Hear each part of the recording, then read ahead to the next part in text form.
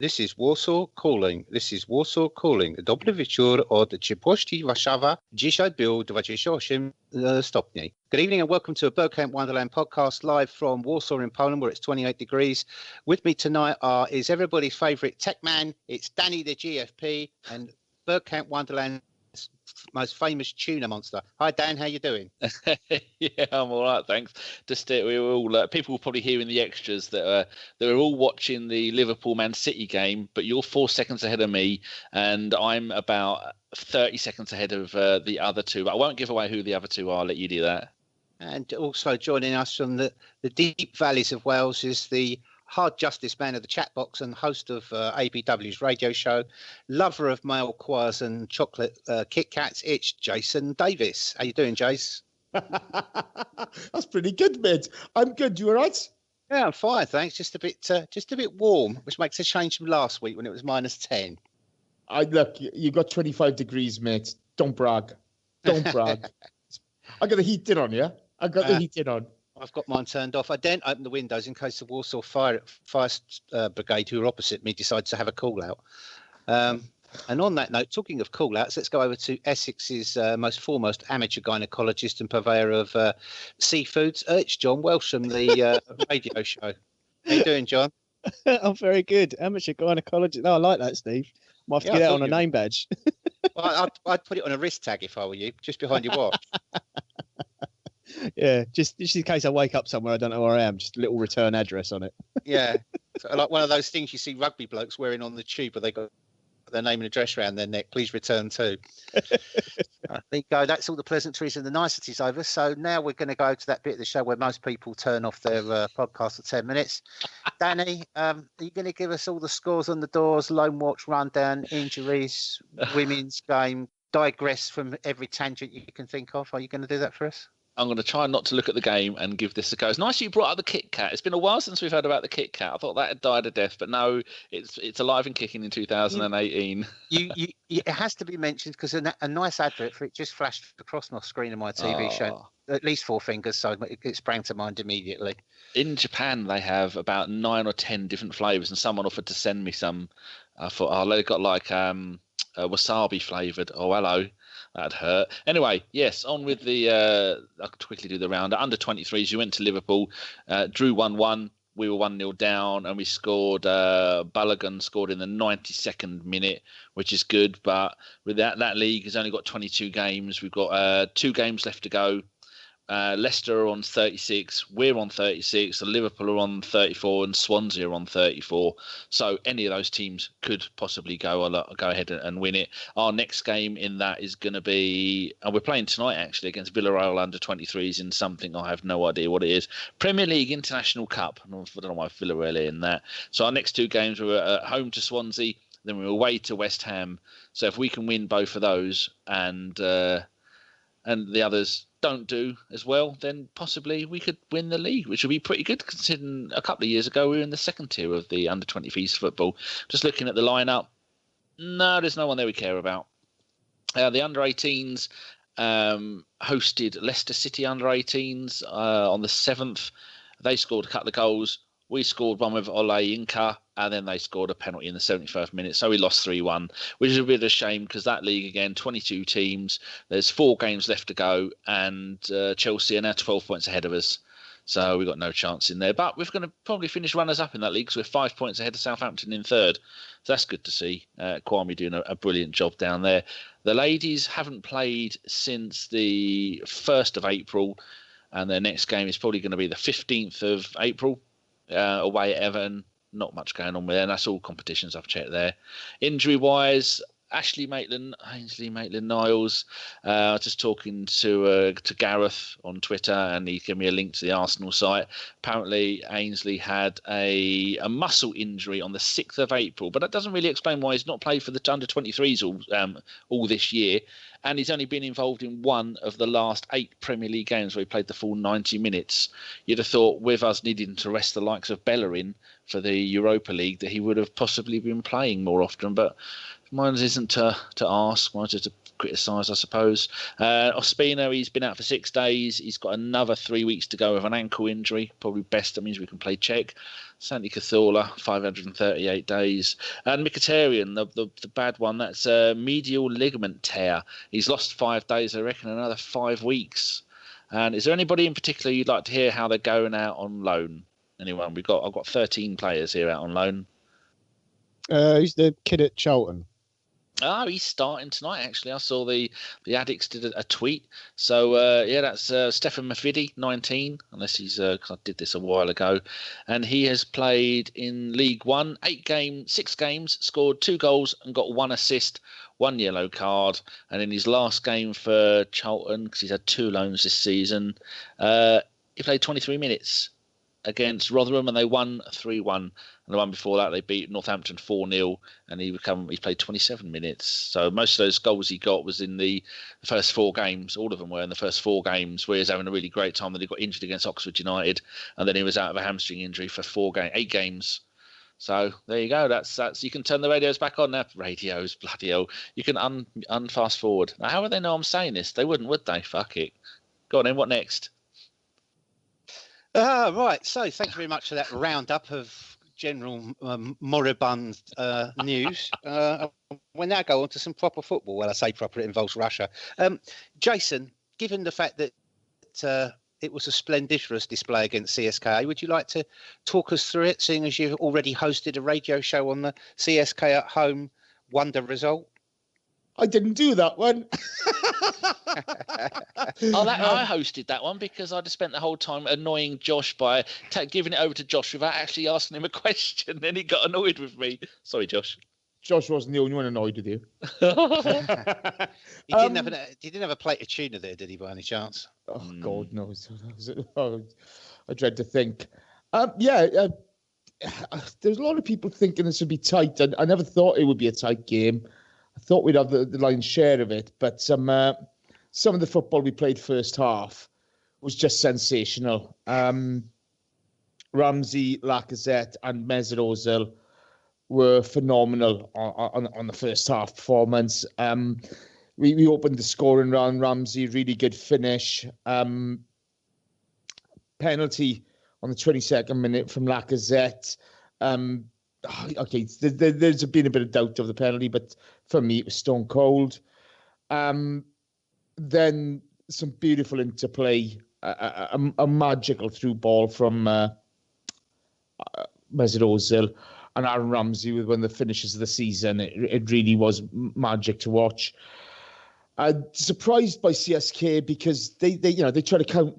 The back line was really old. I mean, I think the average age of the back three was 100. Not the average age, the combined age, sorry, was 108. And we did them for pace, but they kept on trying to play.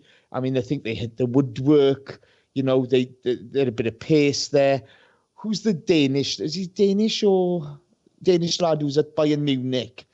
He had, as Josh said previous to the show, to the game. Bloom. Yeah, that's him. Oh, Swedish, I think. Yeah, he's a little shitbag. Elbows like ice picks. He's trying to get them in there all day long. But they had Musa there who was at Leicester City, whose threat was a pace, but his first touch wasn't, thankfully. And at the end of the first half, Alexander Lacazette with a really nice finish. Dead-eyed, took his time over the shot, just fantastic. And we went in. Was it off? No, sorry, I've messed that up. There was the Golovin equaliser after the Ramsey goal initially.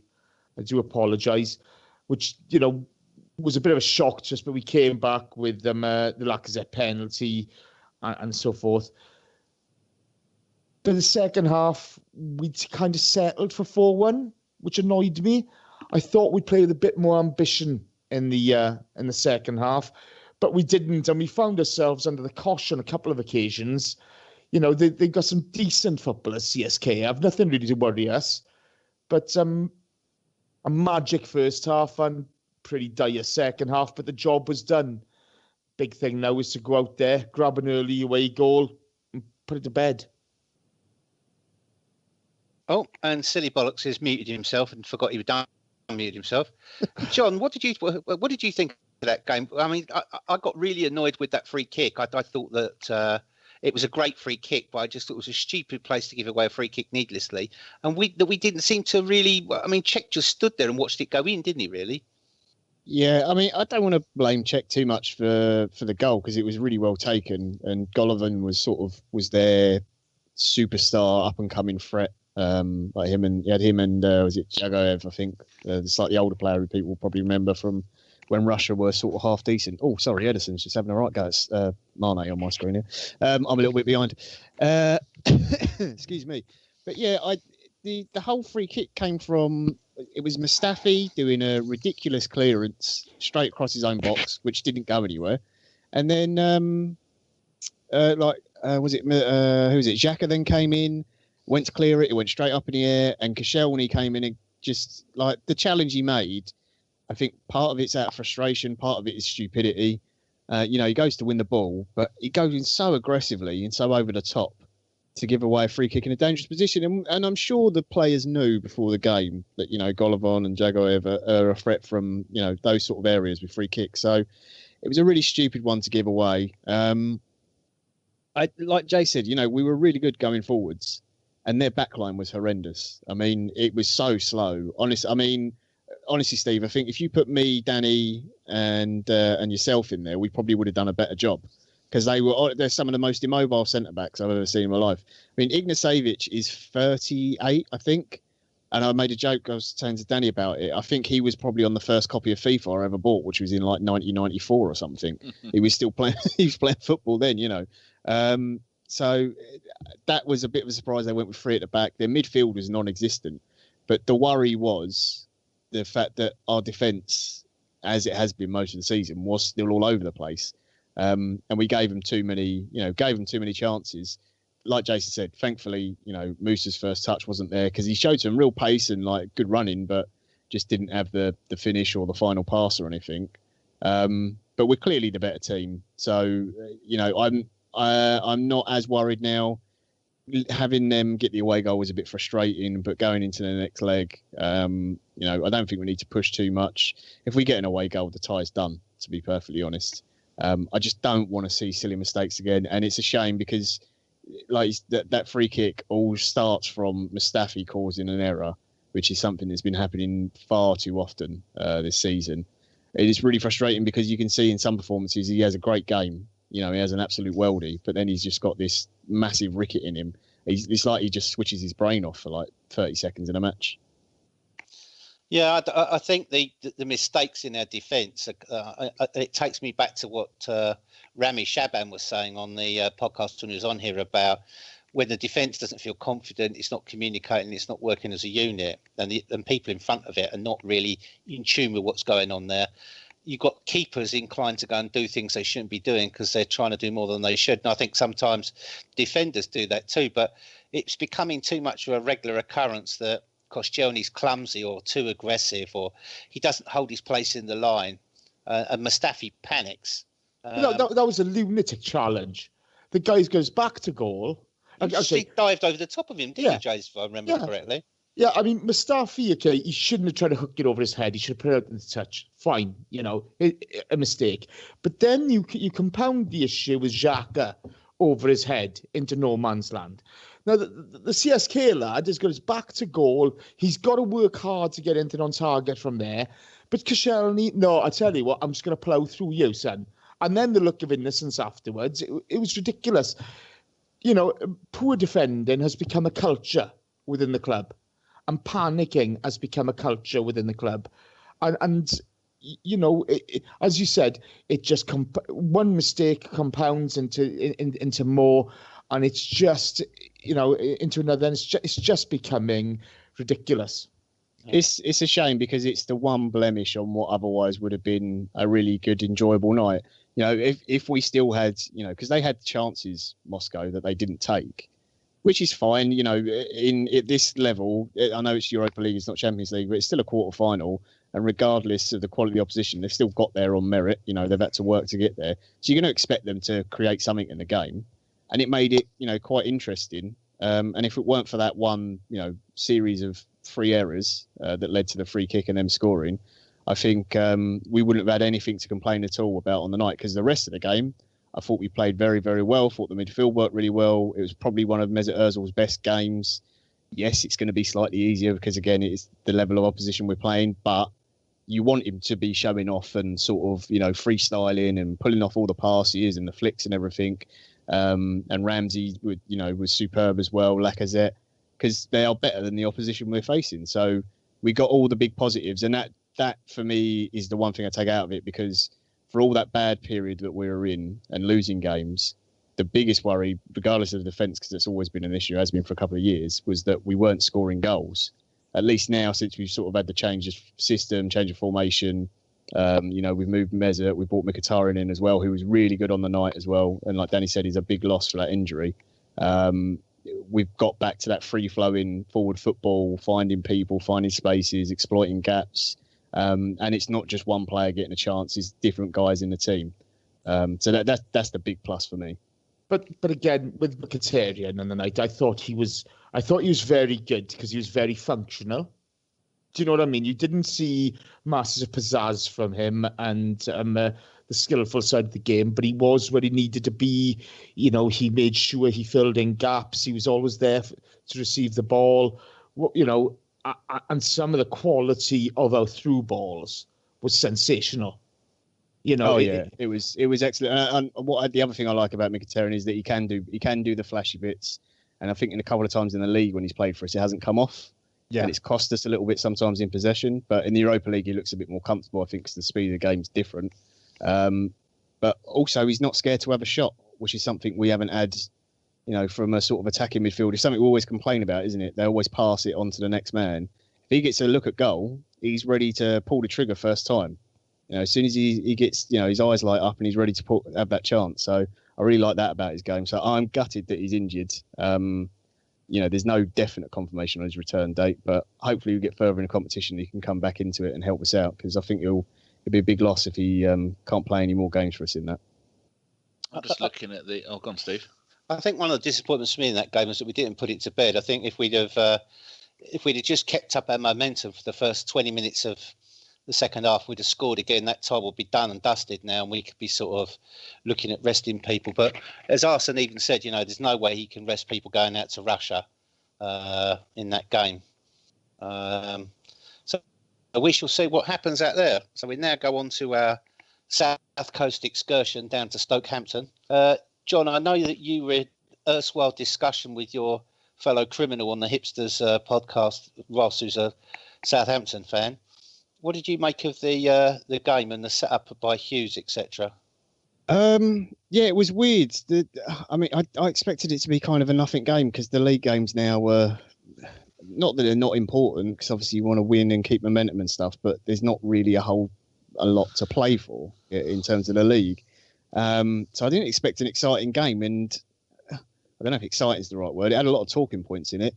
I think Hughes learnt from talking to Ross, obviously, from the previous game where they had a really poor performance, changed the shape, got free at the back, going very defensive and trying to use Shane Long. I was surprised Charlie Austin didn't start for them, because I thought he's a decent target to hit and he always causes us problems. Scored in every single game he's ever played against us, apparently. Yeah, it's not a lot of games either, but yeah, it's just I happen to actually like Charlie Austin. I think he's a decent player. Him.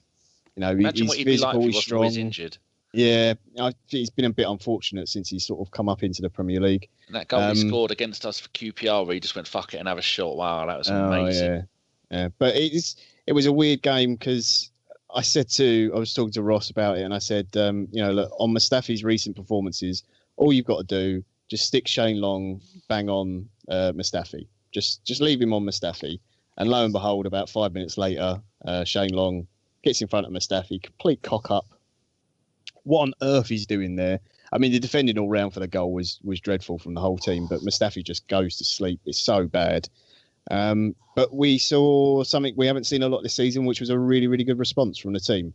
As soon as we went a goal down, we instantly responded. We started playing better. We started taking chances, creating chances. Because up until that point, we had a lot of the ball, but we'd done nothing with it. We really hadn't done anything with it. Really hadn't created. And that man Aubameyang, who's come into the team, who I bet he's gutted he can't play in the Europa League. Nice to see that the UEFA are going to change that rule. Just too late for us, the idiots. But he gets another goal. Really, really good, well-worked move. Lovely play, little flick from Danny Welbeck. Iwobi as well with the ball. Both outside of the boot. Really good. And, we went into half-time 2-1 up. Welbeck with a goal as well. Again, another ball in from Iwobi, who I thought started very quietly. He wasn't great, was giving the ball away. But as soon as we went the goal down, I don't know what it was. The team just lifted. He started performing, showing some of the things he can do, playing in the middle rather than out wide, which definitely suits him. I went in at half-time and I thought, okay, we'll be fine. Then, of course, Charlie Austin comes on, who I was talking to Ross about, said, he always scores against us. I'm surprised he's not starting. He comes on and immediately gets a goal. At that point, I kind of thought, it's going to be one of those games, in it. We're going to end up getting like a draw or something dodgy, and we'll get like a bad penalty decision in the last minute against us, and they'll get a win somehow.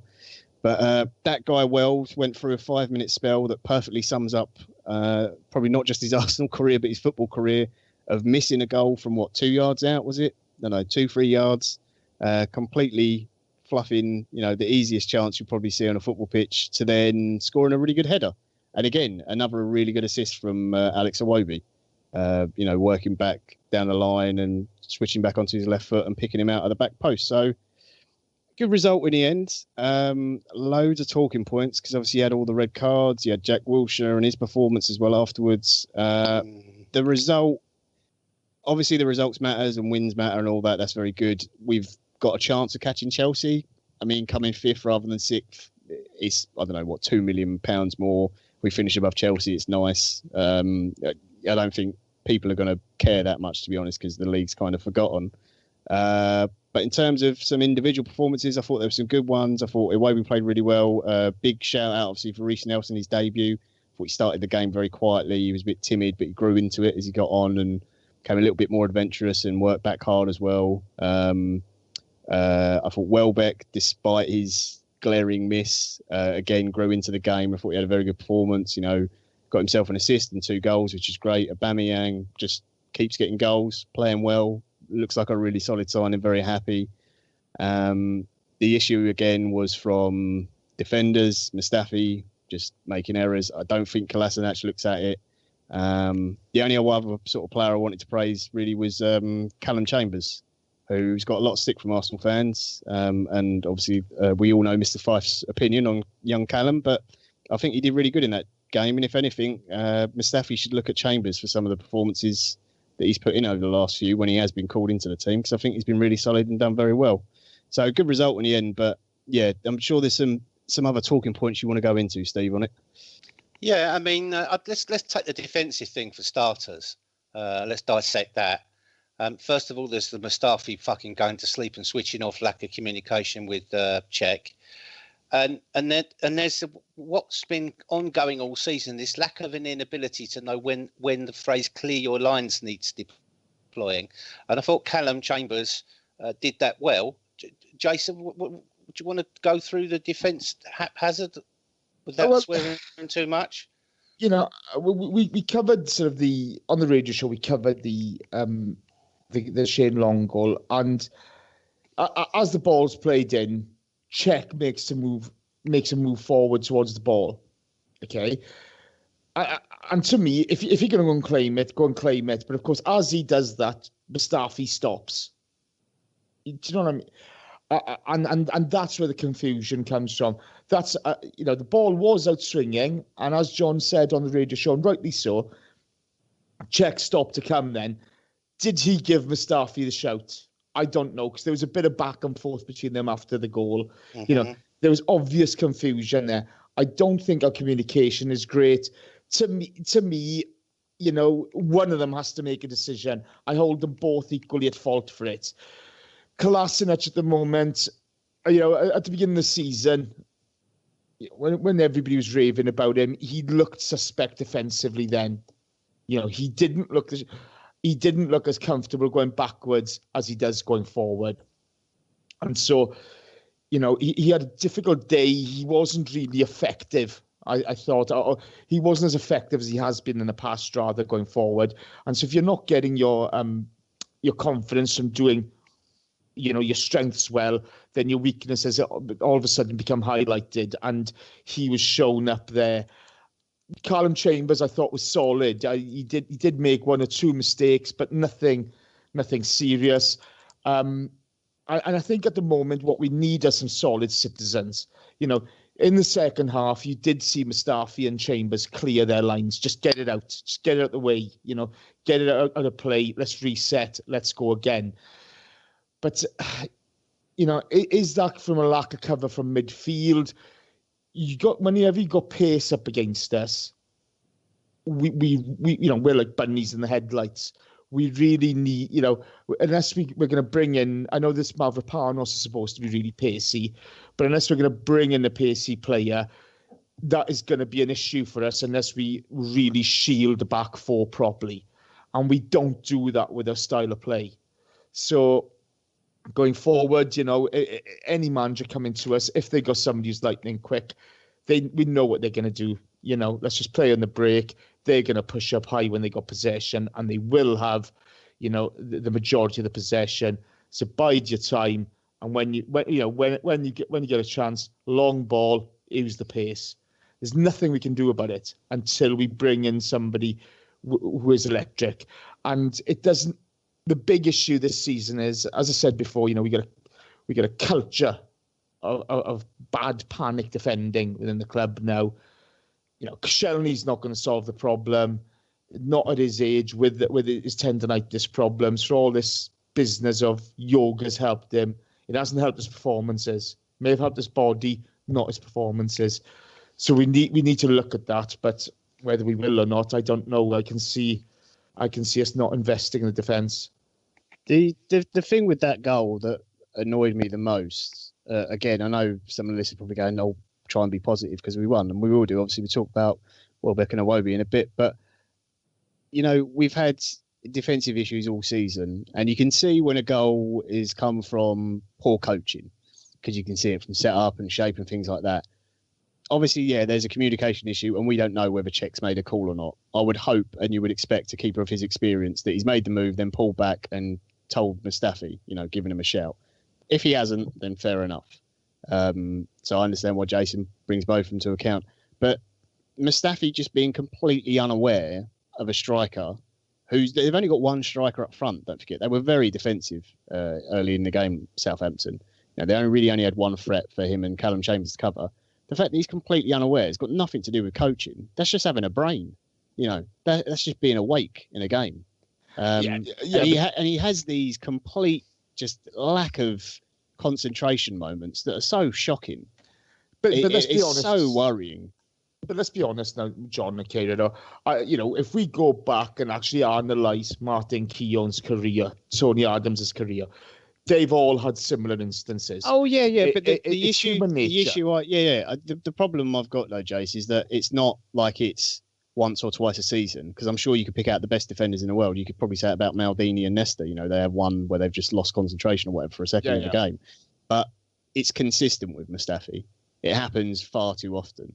I mean, you talk about the Moscow game with that clearance. That wasn't even a just hook it over your head. That was just, I'm just going to clear it in totally the wrong direction across my own box. That a little kid wouldn't do that. You know what I mean? To play devil's advocate on that, if that slid off the side of his boot, if he's trying to hook it out into touch, and it's hit the wrong side of his boot, because you look at the motion he's made, it's a bit of a panic motion there, and things like that do happen.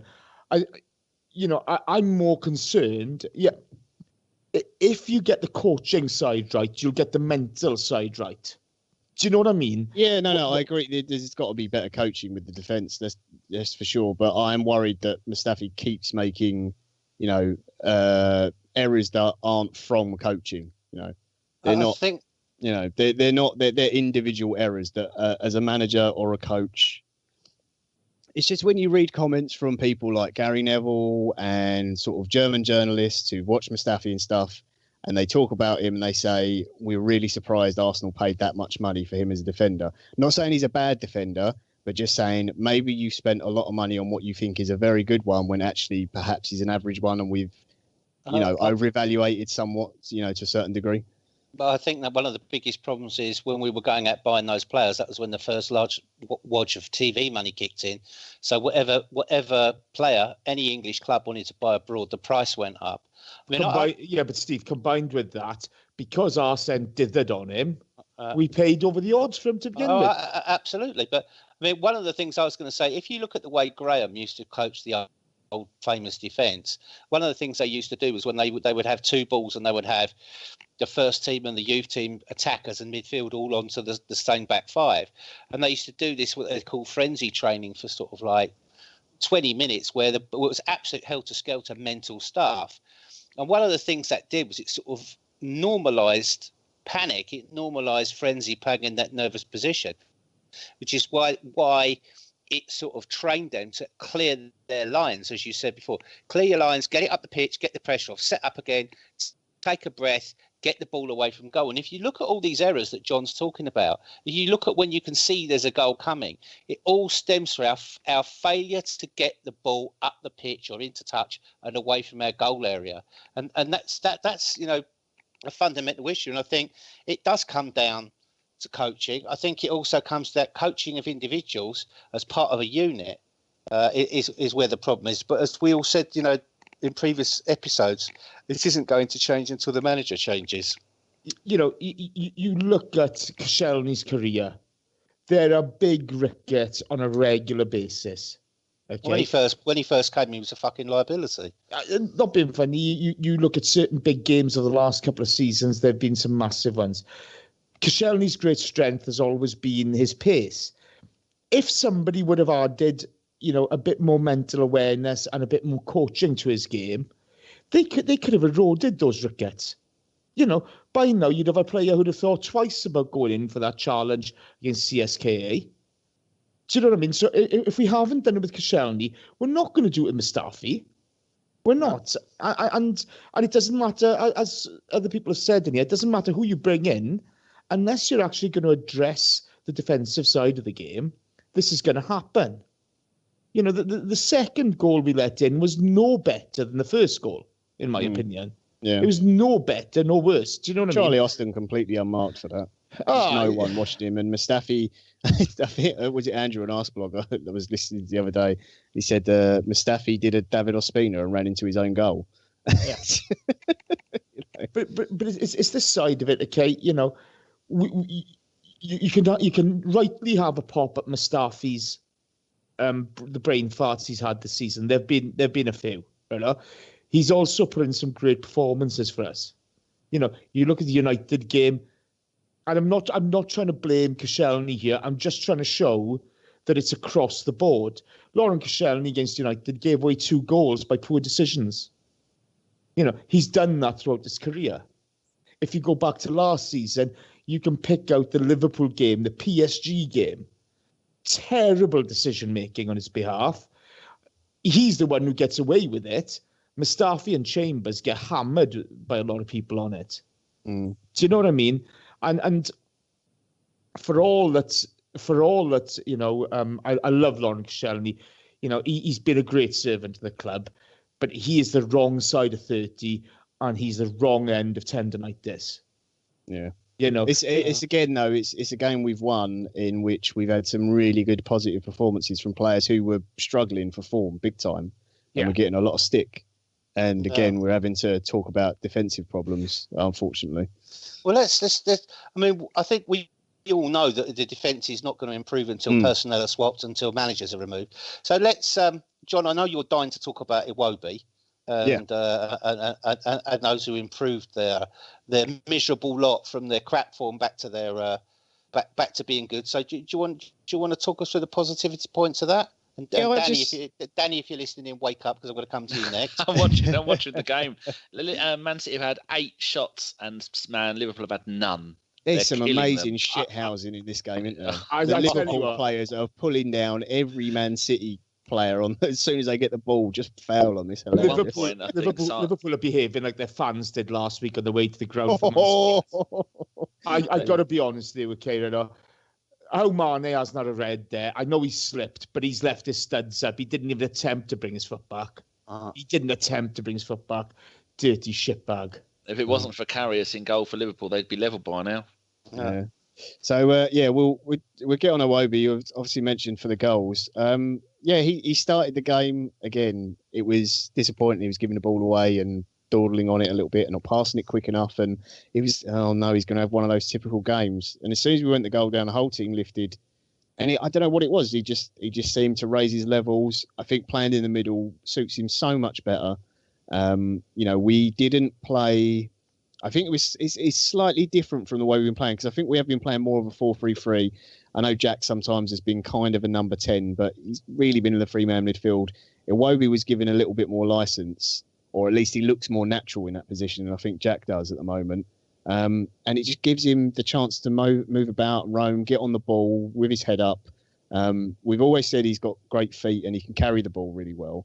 But some of his passing on the day was fantastic. And, the pass he puts in for Welbeck for the second one down the side, if that's Ramsey or Ozil or, Mkhitaryan, we're all raving about how good the pass is. I mean, because it's Iwobi and because of all the stick he's got, and he's kind of got this reputation now with some Arsenal fans, I don't think he got enough praise for it. The flick ball into Welbeck as well, that Welbeck did the little, cushion on the side of his foot for Aubameyang's goal. All those little things, just beautiful. And the setup for the third as well. Takes it down the line. At first I was like, is he just running the clock a little bit? Mate, there's 9-8 minutes to go still. But he's got the awareness, looks up, checks back one way, checks the other. He's moving the defensive line about, and he puts in a perfect ball on his weaker foot as well. Just at exactly the right angle just to get Welbeck to come in and attack it. And it was a really, really promising performance. And you could see as well, he was happier, he was smiling, he looked a lot more relaxed. So I think in recent games when he has played, and he hasn't been in the team a lot lately, it's only the odd sub appearance here and there, he has looked down, and I think he's clearly a bit of a confidence player. And I think also we forget he's still very young. I know because he got in the team really early. He's 21 years old. And we talk about players sort of having their peak years, 27 to 30, sort of 3 years of what is a very short career, and he's nowhere near that age yet. So that's a long way to go. And he's been playing wide. He's been playing in a team that's been very dysfunctional, hasn't performed well at all this season. And if you are a creative player, if the people around you aren't performing, your performances aren't going to look great. Mesut Ozil, who's someone I always pick on for not performing well enough. If the people around him aren't performing, Ozil's not going to look great either. So I think maybe, not that I don't think we've been too harsh on Iwobi, because I've been really annoyed with him, because you can see how good he is. And I hope this, really helps him and improves on to the, for the rest of the season, because he's going to be important. Because like I said, if Mkhitaryan is out for a while, he should be in the squad. I think he played well enough. He deserves a spot for the Moscow game, because I thought he played very, very well. Not just with the ball, I thought without the ball as well. He was excellent. Danny, I don't know if you want to go on to your namesake, Mr. Welbeck. This just shows how good a player can be. If there's a big difference between being fit and being match fit, and for him to get man of the match, 2 goals and an assist against the Southampton team that have really shaken themselves up and were looking good at the time, and like you're saying with Iwobi, it just shows that sometimes I wonder if when you're playing with the likes of Ozil, do you feel a bit intimidated? Like whenever we all pod with Chris, we all know that Chris is better than us, so we all feel a little bit inferior. Whoa. If you said Dom, fair enough, I'll give it to you. I'll change that to Dom, because we all know that ABW is all about Dom. Dom is the star. And we all think, if we're on with him, you always feel that you're not good enough. So maybe there's a little bit like that. And plus the pressure is off, isn't it? With the rest of the league games, absolutely nothing for us. And it's weird that 2 players both had magnificent games. And then I think Iwobi does like to play in that middle, but there wasn't as much strictness as to who plays where as well. We saw that Aubameyang was out wide left a lot of the time, that Welbeck was up front, that Nelson wasn't always playing through the middle. I think quite a lot of the time Iwobi was playing through the middle, and Xhaka was sweeping it all up in midfield. And it's just really good to see. But also the like you were saying before this about the Chambers and Holding. I think Chambers has played 8 Premier League games this season. Holding has played 9, and it was the end of last season that Holding was getting games, and as well as the beginning of last season. We had a big gap in between, and it's really good to see that those 2 young players are coming in, and that it's those 2 Chambers is the one getting the plaudits, and Mustafi is the one that is, for someone who's so shouty and screaming, Mustafi seems to be the one. He should be the elder head at the back, because he's played quite a lot of games in 3 of the top leagues in the world, and he's 20-odd games for Germany. And it's Chambers, the ones that seems to be the calming influence at the back. And I really do hope that this run of meaningless Premier League games is going to get the likes of Holding, Chambers, Iwobi, Welbeck. They're going to get the chance to show what they can do given the chance. And also, before you move on to it, the bit of that game that made me smile the most is when it all kicked off and you had the Blues Brothers. No, not the Blues Brothers. It's like a couple of folks from WWF coming up, Kalashnikov and Xhaka coming up and squaring up to everybody and protecting El Neni. I thought that was fantastic. What would be the right analogy for those two in kind of couple of bouncers, wouldn't it? I suppose that'd be the right thing to say. When you got those two coming towards you, you're really going to shut up and behave yourself, aren't you? I can't use my war crime analogy. I got in trouble for that last time. Yeah, you can't. The thing about Iwobi is, you've got to give Iwobi credit. I thought fantastic performance after the first 20 minutes for him. Was his movement off the ball changed? All of a sudden, he's not looking for it all in defeat all the time. He's making runs. He's receiving the ball on the move. And, I really, for me, I know Welbeck's had man of the match, and with 2 goals, hard not to give it to him. But I thought Iwobi was right up there. I think it was lovely to see him. It was lovely to see him showcase his talent. Because as John says, the ball for the second Welbeck goal was magnificent. And his footwork was magic. And, long may it continue, because it's horrible having to give him a hard time when he's played badly. And it's really nice to be able to talk him up after... a really good quality performance. I know Southampton aren't the greatest, but they did defend well early part of the game. And, they defended deep and they blocked off those running lines. And so we had to be really creative. The Aubameyang goal, the interplay between Welbeck and Iwobi leading up to Aubameyang was magical. I saw some people with some really pathetic sort of tweets and comments. He didn't mean it. Bollocks. The guy stuck his foot out to have a go at it. Give him a bit of credit. I hate that. Did they mean it? Yes. We just get annoyed because everyone can see that Iwobi has talent. And when he first burst onto the Arsenal first team 2.5 seasons ago, we all thought, fucking hell, this is what we want. Youth players coming through. And I think he's ploughed a furrow, that might not be the right analogy, for all the other young players coming through, like the Nelson look, we've had Hector come through, we've had Jack come through in the past. Okay, Maitland-Niles, that's the other one I was thinking of. He's somebody there that they can see is making it. Okay, but his performances this season have been pretty poor. But on Sunday we saw what he could do, and it was a breath of fresh air from the guy, and he fully deserves his plaudits because he put in a really top effort and he put in a top show of skill as well, which was really nice to see. But for me, the important part of that display from him was his movement off the ball. His movement off the ball was better. Therefore, he received the ball in better positions and was able to be more effective with it. Yeah, there were so many good performances all round, I thought, in that game. Barring, Mustafi's couple of weird mistakes in Kalashnikov, I thought everyone else on the pitch was very good. Like, Czech had to make some good saves, and if it weren't for McCarthy in goal for Southampton, I think we would have scored quite a few more because he pulled off some really good saves, didn't he? Talking of bad performances, before we go through, before we get on to Jack Wilshere, let's give Reece Nelson. I mean, started quietly. One of the things that pissed me off was the fact that the ref completely ignored 2 really bad challenges on him by Tadic. One was about 5 minutes in, where he completely made no attempt to try and get anywhere near the ball. He just kicked him straight in the back of the thigh, and it wasn't a late challenge. It was deliberate, and the ref just chose to ignore it, didn't he? He gave a free kick, but he should have been booked for it. The second foul he did was from behind, sticking the studs in the back of his leg again. And again, he's not punished for it. And I thought that was, the fact that for a young kid, to face 2 massive fouls like that from quite a big meaty player like Tadic to come on and then grow into the game and play and put in a good performance really. And as we've seen today in the news, that he's got a new contract, and he says he's going to sign it, which is, I think that's a really good positive thing to come from his debut at Southampton. I'm so happy about that because, I think people were raving about him, and then they watched his performance, and I think I saw some people going, "Oh, is he all that really?" I'm not sure. I'm not that impressed with him, But there's some really big clubs that are looking at him. Like some of the top clubs around Europe were all sniffing around and waiting to get him. Barcelona.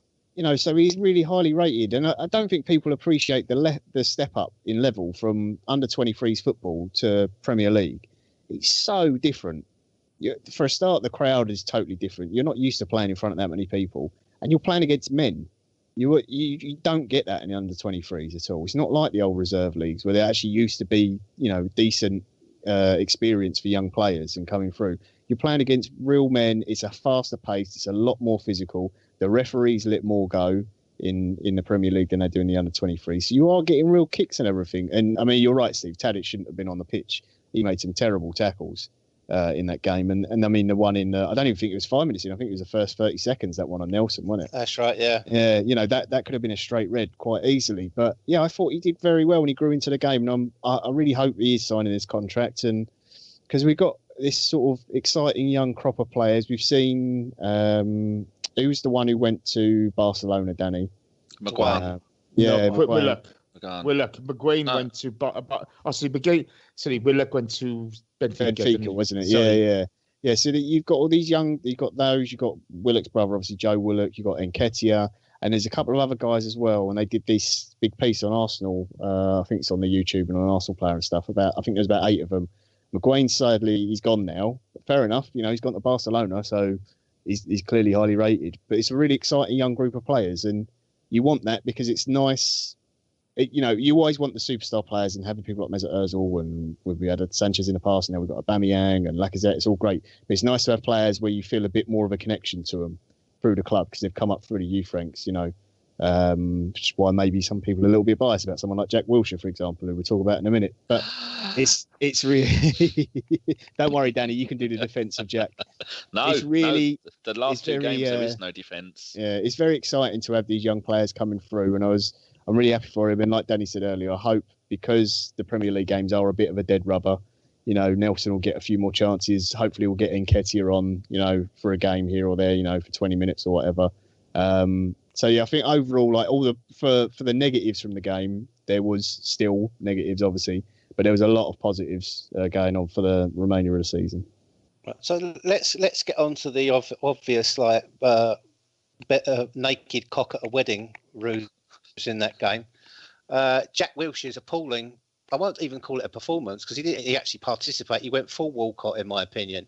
He was strolling around, pointing at people, telling people where to pass it because he didn't want the ball himself, ducking out of challenges. The only thing he did do was try and assist Welbeck, who promptly missed from 2 feet. But apart from that, the only thing he did do was start a massive punch-up. For me, I thought the referee made a complete pig's ear of that incident, separate from the other incident. Danny, do you think about how Jack's been in that game and previous games? It's not been good, has he? I mean, you look at his display against Moscow, worst player on the pitch for us. In fact, some of the Moscow players had a better rating than he did. He seems to be lost. He seems to have battled back so hard of a season on loan at Bournemouth, only been in the Europa League games for us in the beginning part of the season and making it through to the league games and then starting some league games. You think, well, he's got the chance here, and it seems to be like he feels that maybe he's made it, or maybe because he's not been offered the contract he wants, maybe he's just thinking, fuck it, I can't be bothered. I'm just going to see out the season, because it doesn't look like he's going to get the amount of money he wants, maybe not even a contract, because I think everyone is saying we want Ramsey, although you shouldn't compare the two. But he was terrible. I mean, I did love his kind of overhead kick sideways pass. I thought that was acrobatic. That was nice to see, but that he's definitely lackluster. But I did like to see the bit where he's getting angry. I always like to see players getting stuck in. But I did think that maybe he was passion. He could have maybe had a red card. He was a bit unlucky there. But, I mean, a bit lucky there to only get a yellow, but to rip a bloke's shirt, no wonder the bloke was fed up. But I don't know what's up with him. He's playing in the position he wants to play. He's been a bit of a metronome in midfield, and he's staying there, and he's been very ungreedy. That's the only positive I can say about his game at the moment, is he's more than willing to pass up the ball for someone else who can actually get it on target to do that, which is something he didn't used to do. He used to have loads of shots at goal. I mean, that Norwich game, I mean, he'll live off that goal against Norwich at the end of a couple of seasons ago. But yeah, he's you got players like Xhaka, who now seems to have found his position and his form. El Neni is also in the team now, and I think most people would pick El Neni and Xhaka to play in the holding two in midfield rather than Wilshere, which is a little bit sad considering how hard he has worked to get back into reckoning. But no, there's no excuse. You actually got a good point there, don't you think? Since he scored that goal against Chelsea, he's gone very quiet. It's almost like as if he's resigned himself to the fact that he's either not going to get what he wants or he's not got first choice. I mean, I always have the distinct opinion about him that I think that because he's English, he has always been, I won't say overrated, but fancied very, very, very subjectively rather than objectively. And I think he does so well for England, doesn't he? He plays so many games. But I think if he was, say, for example, French, I think Arsenal fans would be ripping his tits off. Jace, what do you think? Well, let's go back to the Ostersons game. Okay, the Ostersons game at home. He was captain of the night. He was appalling. I know. The Chelsea game is probably, in the Cup, was probably his last really good game, where I thought he did very well that night. But you go back to the CSKA game, he was 5 yards off the pace. Okay, he was 5 yards off the pace in a game where so many of his teammates are performing. He's off the pace. When he does get the ball, he doesn't do anything with it. He turns it over too many touches. When he came on against Southampton, the first touch, he takes it down a blind alley, loses the ball. The incident leading up to the sending off of Jack Stevens, he lost the ball, came back and was angry with himself, and that led to the thing. You know, throughout Jack's career, I'm sorry, if you actually look at his production, okay, it's not great. 160 plus Premier League games, 8 goals, 16 assists. There's a direct correlation. You can go back to second assists, third assists. There'll be a direct correlation there. And people tell me, oh, but he controls the tempo of the game. No, he doesn't. He doesn't control the tempo of the game. He holds on to the ball too long, tries to do too much too often, instead of going with the flow of the game. Or his first touch against Southampton, if he'd have laid off and moved, he'd have been far more effective in that moment. And there are so many more moments like that for Jack. He's an undoubted talent with the ball at feet. You know, with ball at feet, there's not many who can touch him. I don't think he's sharp enough anymore. The injuries are taking their toll. I don't think he's sharp enough to play further up the pitch anymore. He's not got the legs to play B to B on a regular basis. He can do it now and again. And not being funny, he can't really do it against top quality opposition. But, you know, as a deep lying playmaker with time and space on the ball, I think he could be really effective because he's still got the talent. But at the moment, I just think things aren't going his way on the pitch. And so he's trying to do too much. You know, somebody needs to sit them down and say, right, Jack, you don't need to win the game on your own. You need to take your time, look at the options, play heads-up football, start enjoying your football again.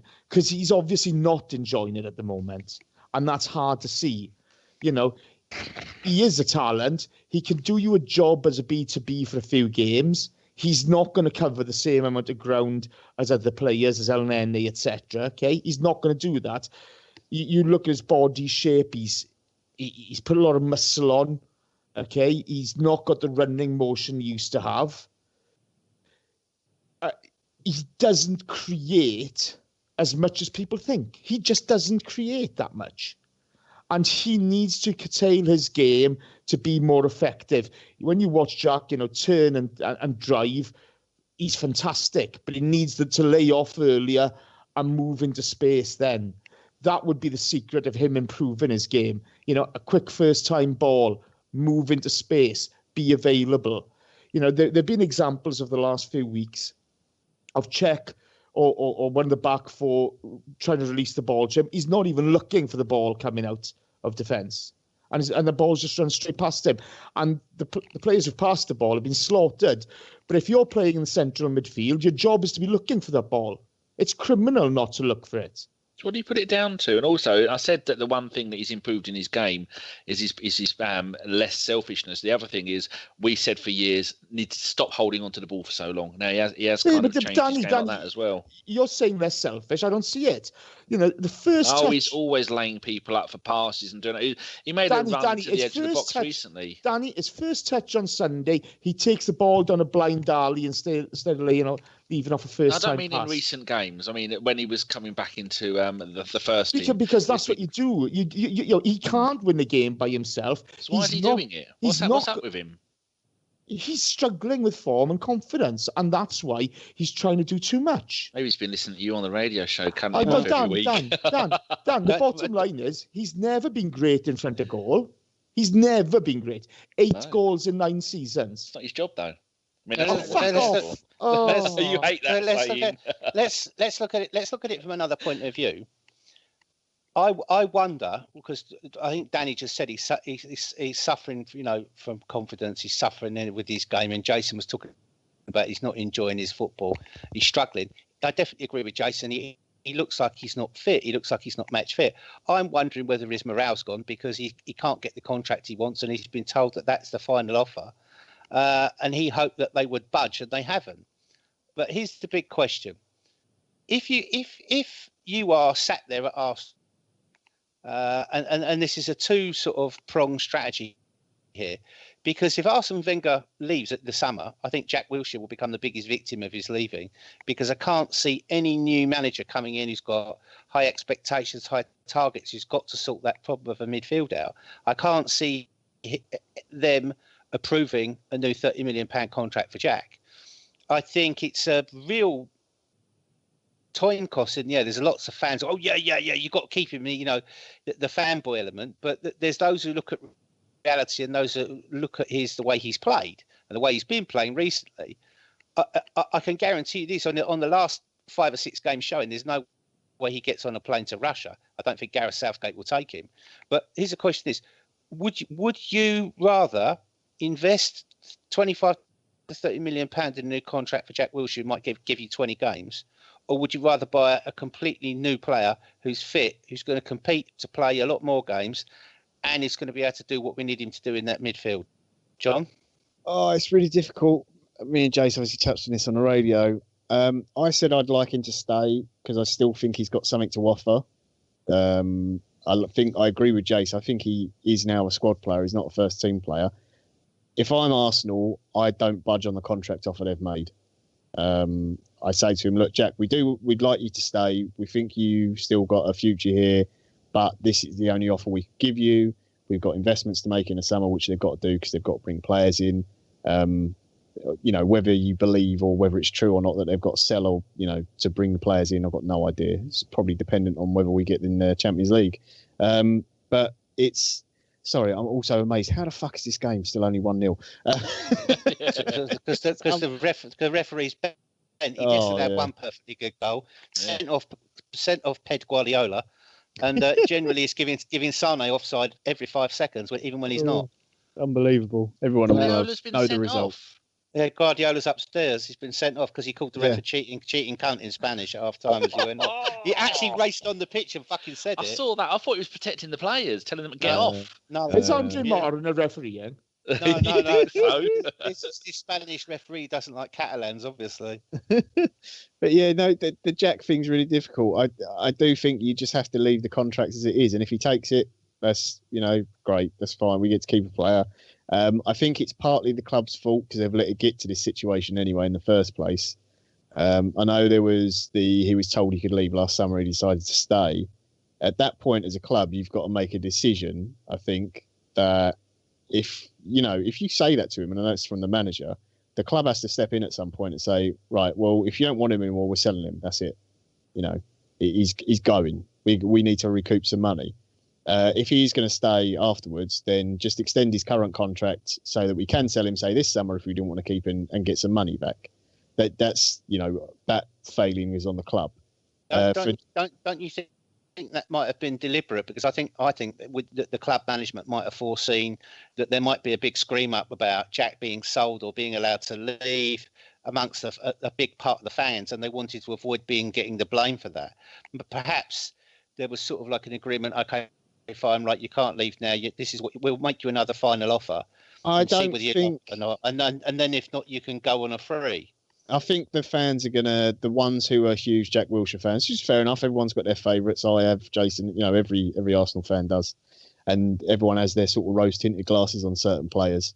They're going to complain either way, regardless of what happens. If he leaves, in whatever fashion he leaves the club, if that does happen this summer, whether it's on a free, all they'll say is, well, the club were disrespectful. They didn't even offer him a contract on the same money. They offered him a pay cut. If you're Jack Wilshere, I can understand being slightly offended by it. From the club's point of view, it makes perfect sense. So that's why I would back the club in the decision they've made. If, say, Jack wanted, 5 or 10 grand more a week, then I'd maybe be, come on, Arsenal. I know it's, it adds up over the year and whatever, but you don't have to give him a really long contract and it's not a ton of money. If it's a case of he wants an extra 50 grand a week or whatever on what they're offering, then yeah, okay, fair enough, I get it. That's a different matter. As for his performance against Southampton, yeah, I think Jason summed it up perfectly. It was dreadful. And for the red card thing, obviously we got the news that El Neni, his red card has been rescinded, thankfully, because I think El Neni basically became the victim of Jack Wilshere's stupidity. I've got no problem with Jack and making a foul on Jack Stevens there because he's clearly breaking. It's 3-2. We don't want to end up drawing the game. Making a professional foul is good. It's something we all call for. And we say we're too soft and don't do those sort of things enough. But there's making a professional foul and then there's being really irritated and angry and making a stupid challenge in the way he did. Yeah, Jack Stevens has the right to be sent off because you can't react like that. I understand why he's reacted like that. In reality, it's all a bit handbags, to be perfectly honest.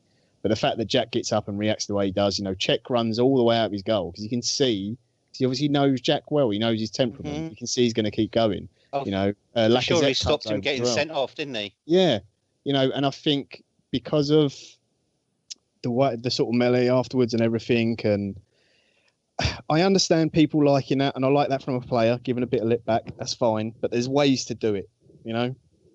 There's an intelligent way to do it. I think the way Bellerin reacted to Shane Long pushing him off the pitch, he didn't get up in his face, but he got up, showed that you weren't hurt, gave it a little bit of lip back and everything to try and get a reaction out of Shane Long. Don't get yourself sent off, get the other player sent off. Exactly. Don't cheat. I'm not saying cheat, but you can be a bit snide and everything now and again, but there's ways about doing it. And that's the disappointing thing with Jack, that when he's not playing well and when he's frustrated, he reacts like that. And that's for me, like, you're never going to be a captain if you do those sort of things. You're never going to be a top level player. And I don't think he's ever going to be the player everyone thought he could be or was going to be. And that's unfortunate because of his injuries. That's not his fault. I think right now he's not playing well. He looks knackered. I don't think he should be in the team for Moscow just because his performances haven't been good enough. But also I think he needs a rest. I think he'll still get games towards the end of the season, but I just think mentally and I think physically he's tired. And when you've gone through that many injuries, you've come back, and like Danny said, he has worked really, really hard, and it's going to be a lot harder for someone like him who has had all those problems with injury to get back into the team. And credit to him because he's done really well to get back in. He weren't amazing in the Europa League games, but he did enough to get himself back in the Premier League, and I thought he had some good performances, but they have tailed off now. And I just think he's going to be a player who can, play at a consistent level for maybe 20 games a season. And if he's happy doing it at Arsenal as a squad player, then great, I'll keep him. But it means you can't earn big money. I'm sorry, Jack. If for you he needs more money because, he's got a family and football is a short career, and someone like him who's had as many injuries as he had, he doesn't know if he's going to be playing next year. If he gets another bad injury, he could be finished for all he knows. So for him, if he can get a big contract somewhere else that sets him up secure for life, then maybe he has to take that. It'll be sad because he's an Arsenal boy and there's no doubt he absolutely loves the club. But I think that's kind of where we're at the moment, and it's kind of an impasse, and it's basically up to Jack, I think, to make that decision. But it's his performances just aren't good enough right now, and I think he just needs to be taken out of the team for a little bit and taken out of the spotlight as well, because he does, for a player who isn't putting in the performances that he was raved about when he was younger, he's still talked about so highly, especially in the English press. So everything he does is under scrutiny. It's this issue. I was watching. I can't remember. I was watching one of the BBC programs, and Nigel Reo-Coker said, "Oh, you need Jack on to create something." Jack doesn't create that much. He just doesn't. He hasn't since he's been back. He didn't before. Okay, he's a good link man. He's good at interplay, etc. Ball at feet, sensational at times until he takes it those 2 steps too far. But the problem is, if you're right, so I'm English, but I don't really support the England national team as such. I couldn't care less about them, to be perfectly honest. And me. But if you look at that English midfield, he is probably the best midfielder we've got. But so everything is on him. Yeah, everything is on him, which is ridiculous. You can't do that. But one of the things. Sorry, but just to come back on this, one of the things you saw, one of the faces from AFTV or something else, when Jack came back, the tweet went out. One of the tweets were retweets, etc. A fit Jack Wilshere is really important to this club. We haven't seen a fit Jack Wilshere at this club for 3 seasons before this season. Okay, it's not important to this club, unfortunately, and that's quite sad. Okay.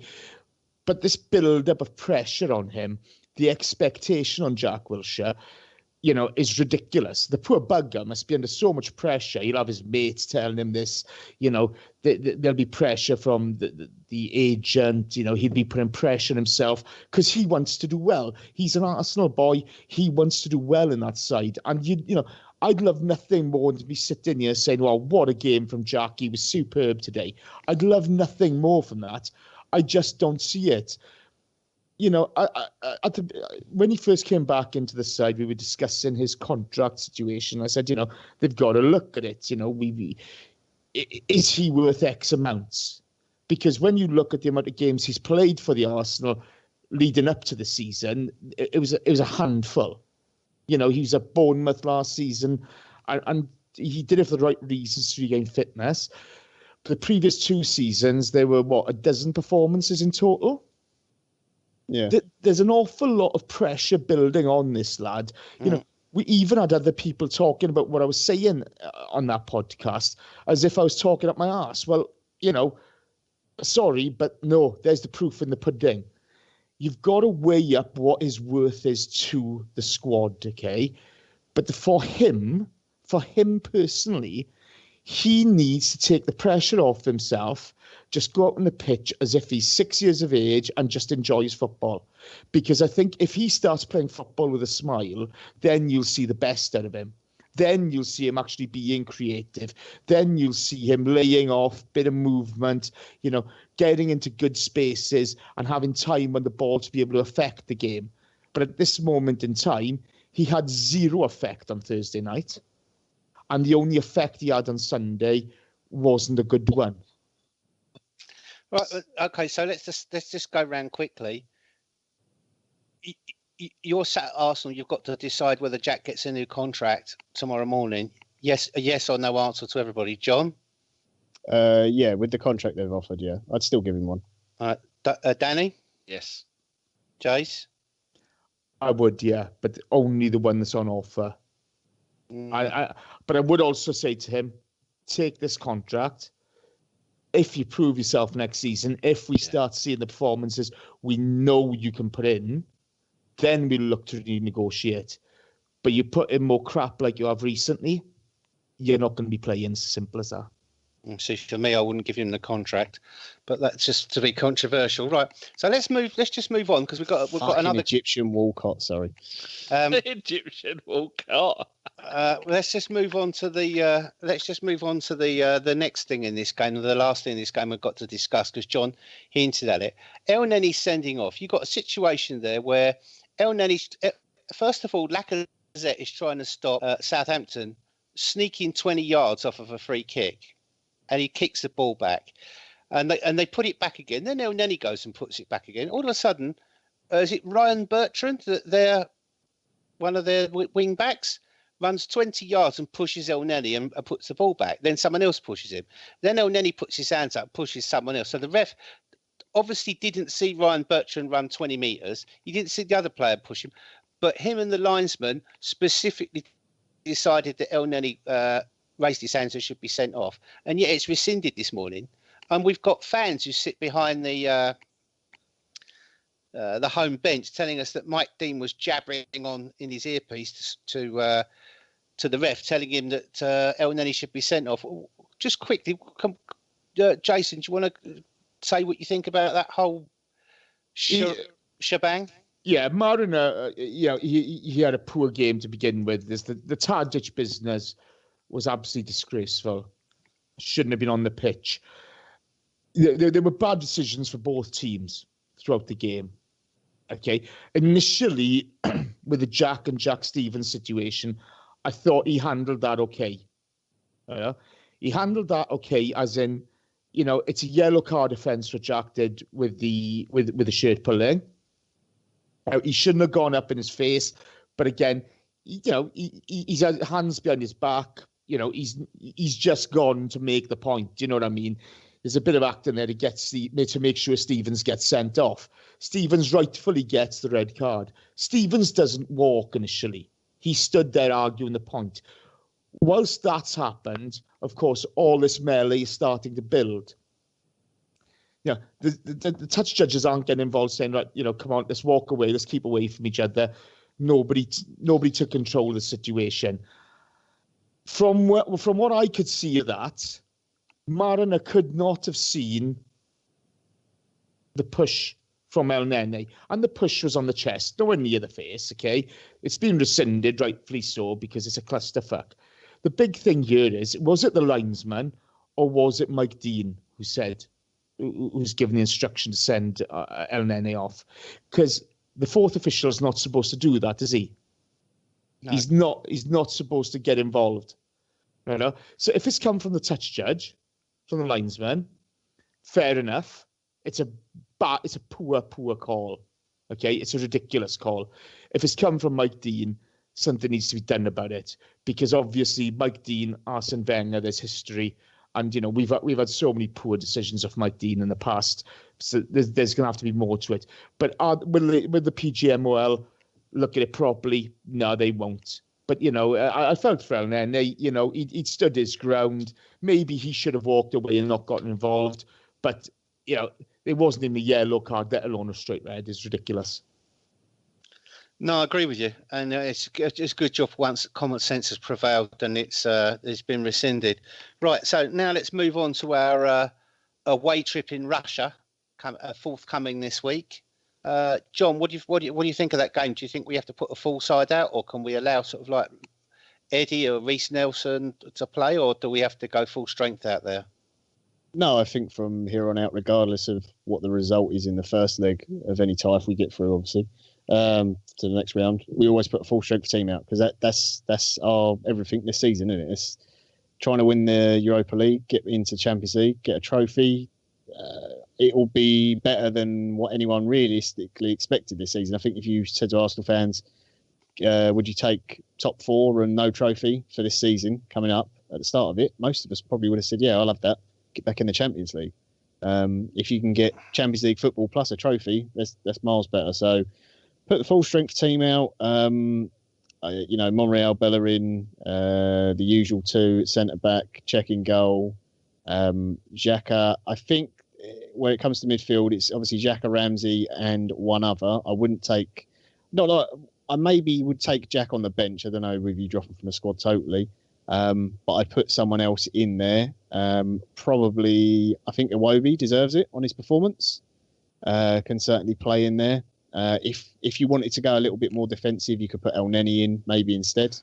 Again, who's been a very solid player this season. And then I think it's, Welbeck is the obvious wide options coming for Mkhitaryan. You can maybe take one or two of the kids on the bench, and if we get one or two goals, then yeah, you can bring them on later on. But there's no need to, you've got to put your first team out and just make sure it's done. I'm sure we've got more than enough to win out there as well, but there's no need to risk it. The league is realistically non-existent in terms of the games we've got to play and what we've got to worry about and performance-wise. So just get the job done and get us into the next round. Yeah, because I mean the weather out there. I mean, although it's 26 degrees in Poland, in Moscow, which is quite a fair joint away, it's just like a 3-hour flight from Warsaw. On Thursday, it's forecast to be 9 degrees in the day, but -3 at night. Now this game won't kick off till 10 o'clock local time because of the time difference, so it'll only be 4 degrees then. I just really hope that people warm up properly and they get stuck in and they don't do the usual of thinking they can sit back and not get involved. They need to be involved because CSKA Moscow will be in front of their home fans. Also, they'll have been told, by politicians, they'll have been told to improve their act somewhat. It's embarrassing for Russia as World Cup host for them to be defeated so convincingly like that in London. But for my view, I think if we put a full team out, we can get through. What do you think, Danny? Well, there's 4 teams in from Moscow in the Russian Premier League. They've got the Lokomotiv and Spartak atop, and then they've got CSKA third, but they lost at home to 9th out of 16th place Dynamo Moscow at home at the weekend. And just looking, they played the same goalkeeper. They played Wernbloom, Nacho, Vitino, Musa, Glovin came on. So they had virtually almost the same team. And at the moment they're 8 points behind the leaders with a game in hand. Yeah, I think that it would be nice for team unity to say to Welbeck and to Iwobi, you're playing in the same positions you did against Southampton. I want the same performance from you. You're both in form, and play Ozil with them as well, and Lacazette up front. Because then Lacazette and maybe Welbeck can interchange a little bit. But yeah, I think we've got to keep the continuity of in-form players, and they will not like it. I mean, you've got, as I think, I don't know if anybody heard, but the commentator, Robbie Savage, might have said 1 or 2 times that the back line average at the age was 108 years old. So they are not going to like Welbeck, and they're not going to like Iwobi running past them like they're on a they're on a horse. Are they going to? Oh no, I shouldn't be watching the game. Yeah, so just run them ragged. They're not going to come back from 4-1 down. They're not in the greatest of form, and they lost at the weekend. Yeah, so keep the same team that we played against them, but to replace Mkhitaryan with Iwobi. Yeah, I hope the club prepare all the players for the fact that they may well get racist comments and chants, and worse, because that can throw especially young players off their game.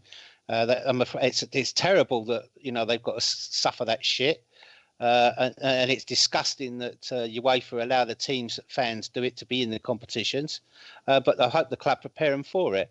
I mean, I think we just got to go out there, be very workmanlike, not react to weather, not react to any of that stuff. Get the job done, take the chances. Now, Dan, do you want to read through who's in the? Do you mind if I just put in? Look at, Danny, can you look up who we could possibly draw in the next round? Okay. Well, Jason says something. Yeah. I'd play the two. I'd play Nene and Xhaka together, and I'd put Welbeck in instead of Mkhitaryan and bring Iwobi on later on in the game, because I think with Welbeck's legs, first and foremost, you've got a level head who's been there, done it in these situations in Welbeck. He'll work hard. He'll tire out that back three. You've got that solidity up against. You've got that extra insurance policy rather than El Nene and his ability to get up and down to counteract Musa's pace. But as soon as they tire in the second half, then I'd bring Iwobi on. Because again, it's a hostile environment, and you know what's going to come from those stands. You just know. And I'm with Iwobi at the moment. Let's nurture him along. He's starting to find his feet again. Let's not chuck him into the lion's den. I've no doubt he can handle it, but I'd rather run them down first with the legs of El Nene and Welbeck. And I would have Jack on the bench as well. I would take him out there.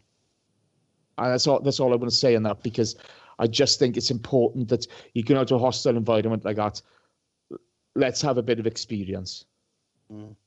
So in the draw, we've got the other games is Marseille versus Leipzig, Sporting Lisbon versus Atletico Madrid, and Salzburg versus Lazio. Now, out of those ties, didn't Lazio concede some unfortunate away goals, John? I'm just looking it up now because I'm trying to remember. Yes, they conceded 2. Lazio are not the best away from home, so Salzburg have got a chance. Those 2 away goals could be big in that. Atletico were, unsurprisingly 2-0, not a problem. We'll go away to Sporting and no doubt probably just get a 0-0 or whatever and just bore everyone to death, but they'll get through. Yeah. The Marseille tie is only 1-0 to Leipzig, so that one's wide open. But yeah, Salzburg could be a little bit of a surprise, to be honest, which actually wouldn't be a bad thing because although Lazio are bad away from home, at home they can score a ridiculous amount of goals. Ciro Immobile, for whatever reason, at the Olimpico plays like he's Messi. You take him out of there and he's looks like Yaya Sanogo. But yeah, there you go. Right, so if we have to pick who we get in the next round or who's likely to get in the next round, who would you fancy, John? Honestly, if Marseille can pull off, I'd say it's not even a miracle because Leipzig are only 1-0 up. If Marseille can go through, I'd have Marseille because they're not a very good team. They're very Jekyll and Hyde. They've got some good, exciting young players, but they're nothing special. That would be probably the easiest tie. I don't want Atletico until the final. I don't want Atletico at all, but if we have to play them, I'd rather have them in the final than over 2 legs. Lazio Salzburg Salzburg maybe, but I don't know as much about them. Lazio, I think we could beat the Emirates without a problem. Going away is, tricky. Salzburg have got a horrible Arsenal problem of once they concede a goal of collapsing somewhat. And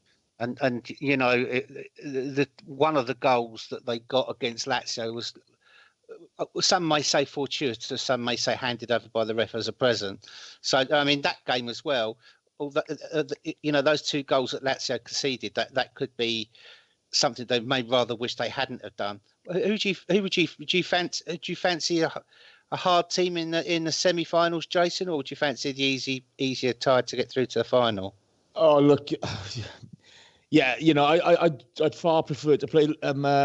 There's a miracle in Lisbon and us to get Sporting. I'd far prefer that, But I got to be honest with you, Lazio and Salzburg, I don't care either one of those I take. I know Lazio doing well at home, but I don't think Serie A is what it used to be. I genuinely don't. Okay, so and as you say, they're not great away from home. You do your job at home, and away you just get that away goal, and I think we could turn them. Marseille and Leipzig again, either one really. I'm not too bothered. But even if we get Atletico, they're a well-drilled team. But I do think we have enough talent to be able to deal with them. I know the only player that worries me is Griezmann. We know Costa. We know he's hurt us in the past. But he's a known quantity to us. Griezmann's that player who, he's a little bit special. But, I'd prefer one of Salzburg or Lazio. But, bring it on. It doesn't really matter. Indeed, and talking of Italians, it brings us on to nicely from our segue from Russia to Newcastle and to Rafa Benitez's resurgent Newcastle squad up there, which we play at the weekend on Sunday. So, Danny, what do you think of our chances against the Geordies? I'm glad you didn't ask me about the other one because I'd have just said Atletico next because I don't want us to lose in another final. But I've actually got something written down about Newcastle for the predictions. It's on Sunday, 1:30 kickoff on Sky Sports. Newcastle's Newcastle this season at home, 1-6 drawn 4, lost 6 with a goal difference of +1. Currently undefeated in the last 6 home Premier League games with 4 clean sheets. And Arsenal away this season, 1-3, drawn 4, lost 8, and with a goal difference of -8. Now, that doesn't take into consideration our run of what will be 7 consecutive wins, everybody on form, Aubameyang scoring goals for fun. I think he's had the best start to an Arsenal career goals-wise than any other player. It's going to be tough for them because, I mean, Newcastle, I saw some tweets. I do like Newcastle. Everybody remembers the days that I'm being attacked by a cat. Betty, no, go on, down, darling. No, you can't. Of the Kevin Keegan days and all that lot, and I love it all. And I often think if I wasn't an Arsenal fan, I'd just pick a team from start. It'd probably be Newcastle or Everton. I just like the whole atmosphere out there, and they are a club that need buying and then sorting out because they could be massive with the gates they get. And the ladies of loose morals up there will attract no end of players. I mean, John might even come out of retirement if they get that. I have known a Geordie lass or two in my time. Oh, hello, cheeky. But they are not going to be able to do it. I saw the tweet that they said they're safe. They're safe from relegation. That's all they really wanted from this season. They've only got one player that I'm really worried about. That is going to be the bald maniac in midfield.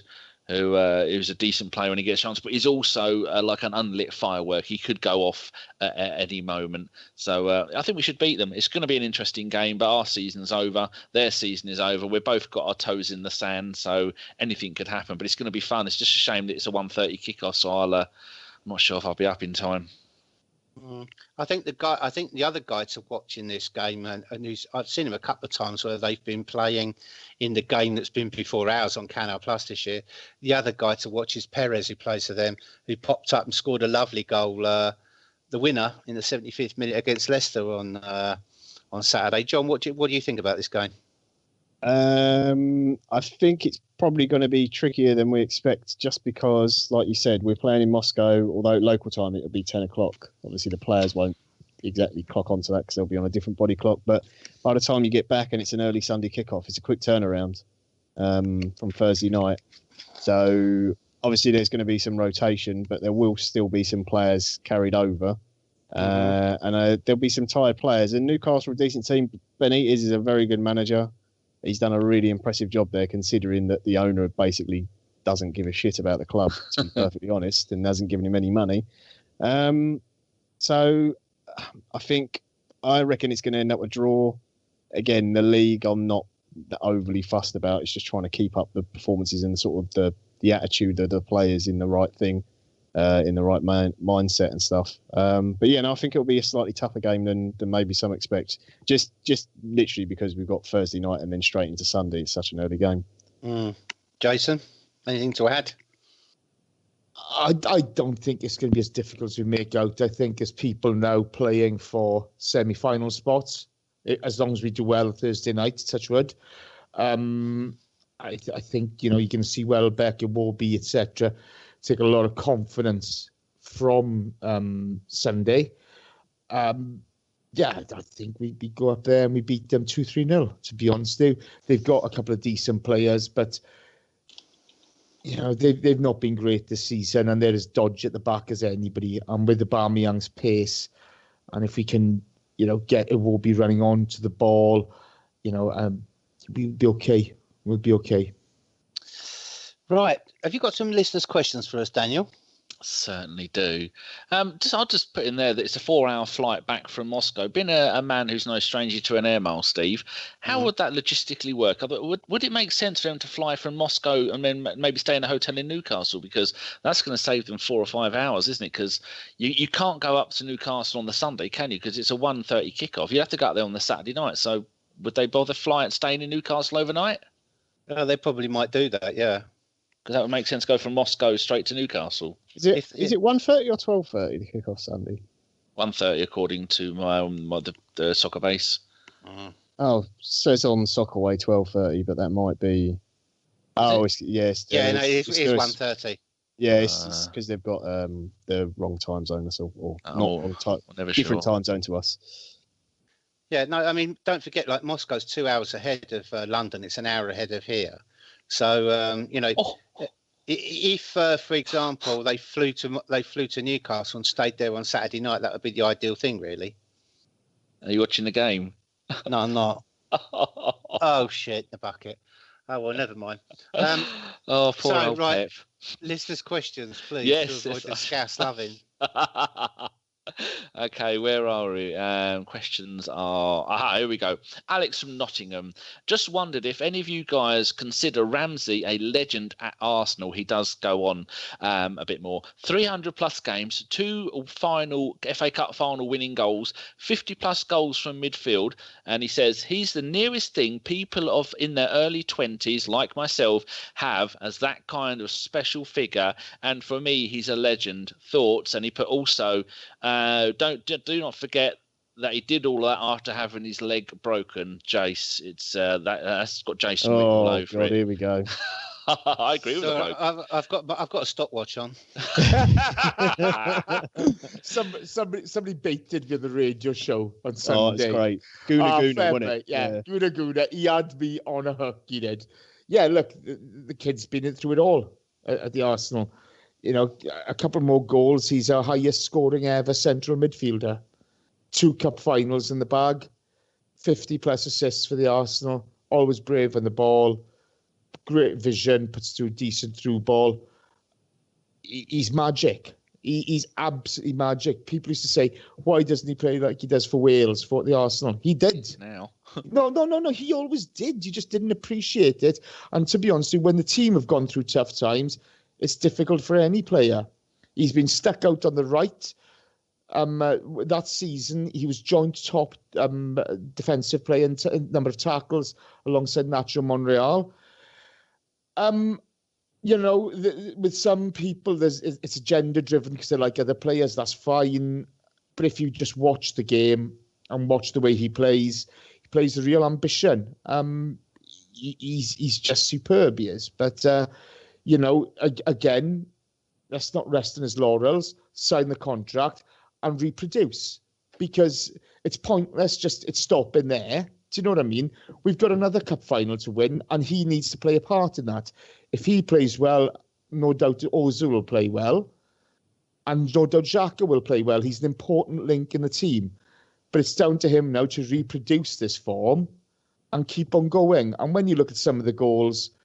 there's a Fenerbahce, it was the Galatasaray one, where you had Yaya Sanogo in shock and Wojciech Szczesny just couldn't believe it. The one from the corner. There's the finish against Tottenham, where, you know, he screwed it with the back of the heel. You know, there's the goal Thursday night. There's a whole host of these goals. Liverpool, Norwich, etc., etc. The list goes on. It's up to people if they want to call him a legend. I always think you should call people legends after they finish their career. Then you can judge them properly. But you can't deny he's building up an impressive portfolio. Yes, he is. Mendy's a right useless cunt, isn't he? Has he let him fucking skip the ball there? Absolute tits. Sorry, listeners, for that language. Next person who mentions anything Scousey gets a £10 fine. One for you, Steve. You ready? From Jove82, one of the radio show's favourites. You like him, don't you, Jace?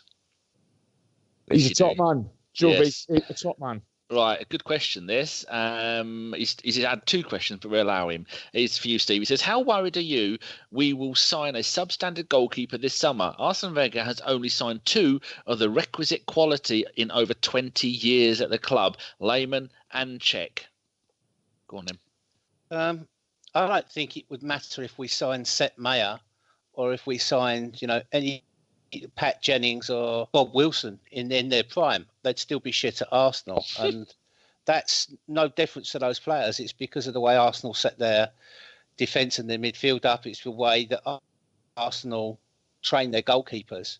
And we had a whole show with one of Arsenal's ex-keepers on there explaining in massive detail how important training is to a keeper to keep their reflexes razor sharp, how important these sessions are to keep them physically agile, and how important communication and drilling of a defence is to a keeper and the people in front of them. We all know that Arsene doesn't do any of that. So for me, I don't think it would matter if we had Buffon, you know, in his prime coming to the club. It's like Peter Cech. Everyone says, oh, he's lost form. Well, actually, has he lost form, or has he just got a really crap defence and badly structured team in front of him?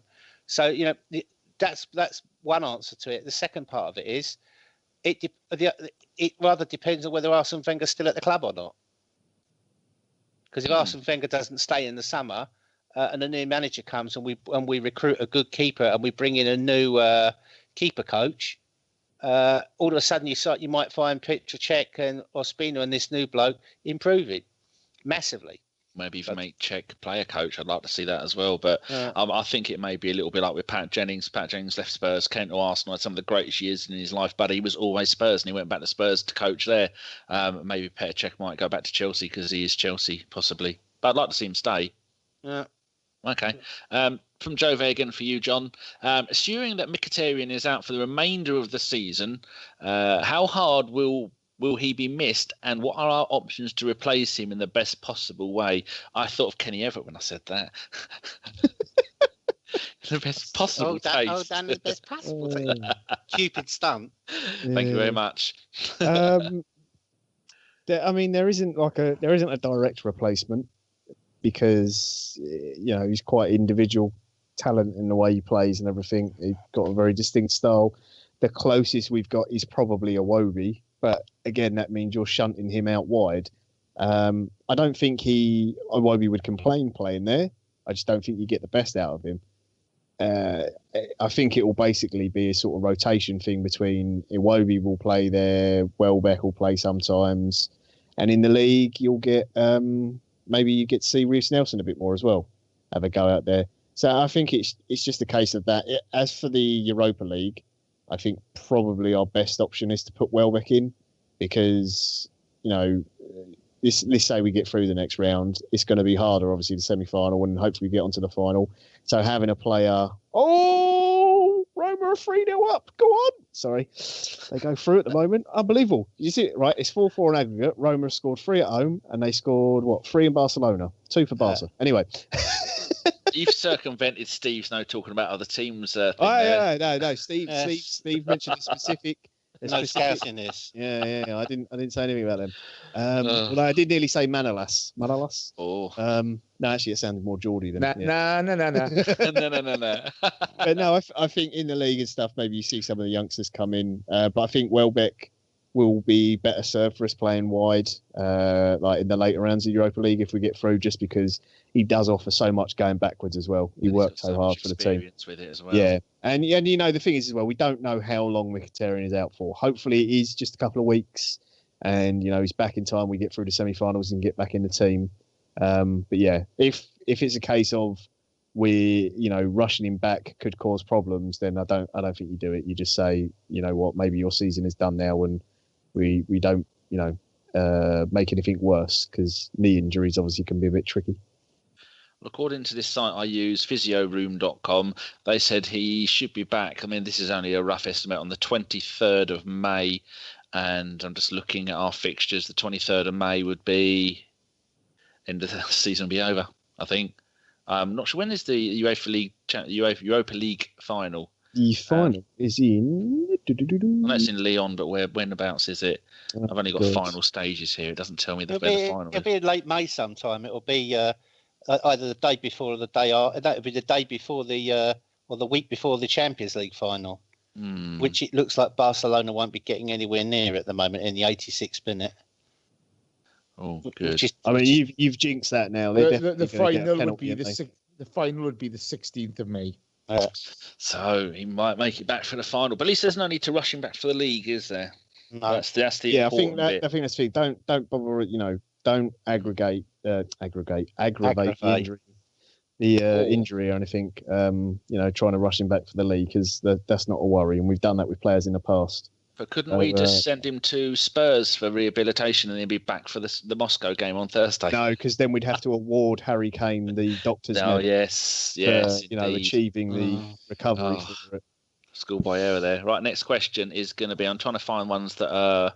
Jace, do you want one on referees, or do you want one... No, you don't want any more talk about Wilshere rounds, do you?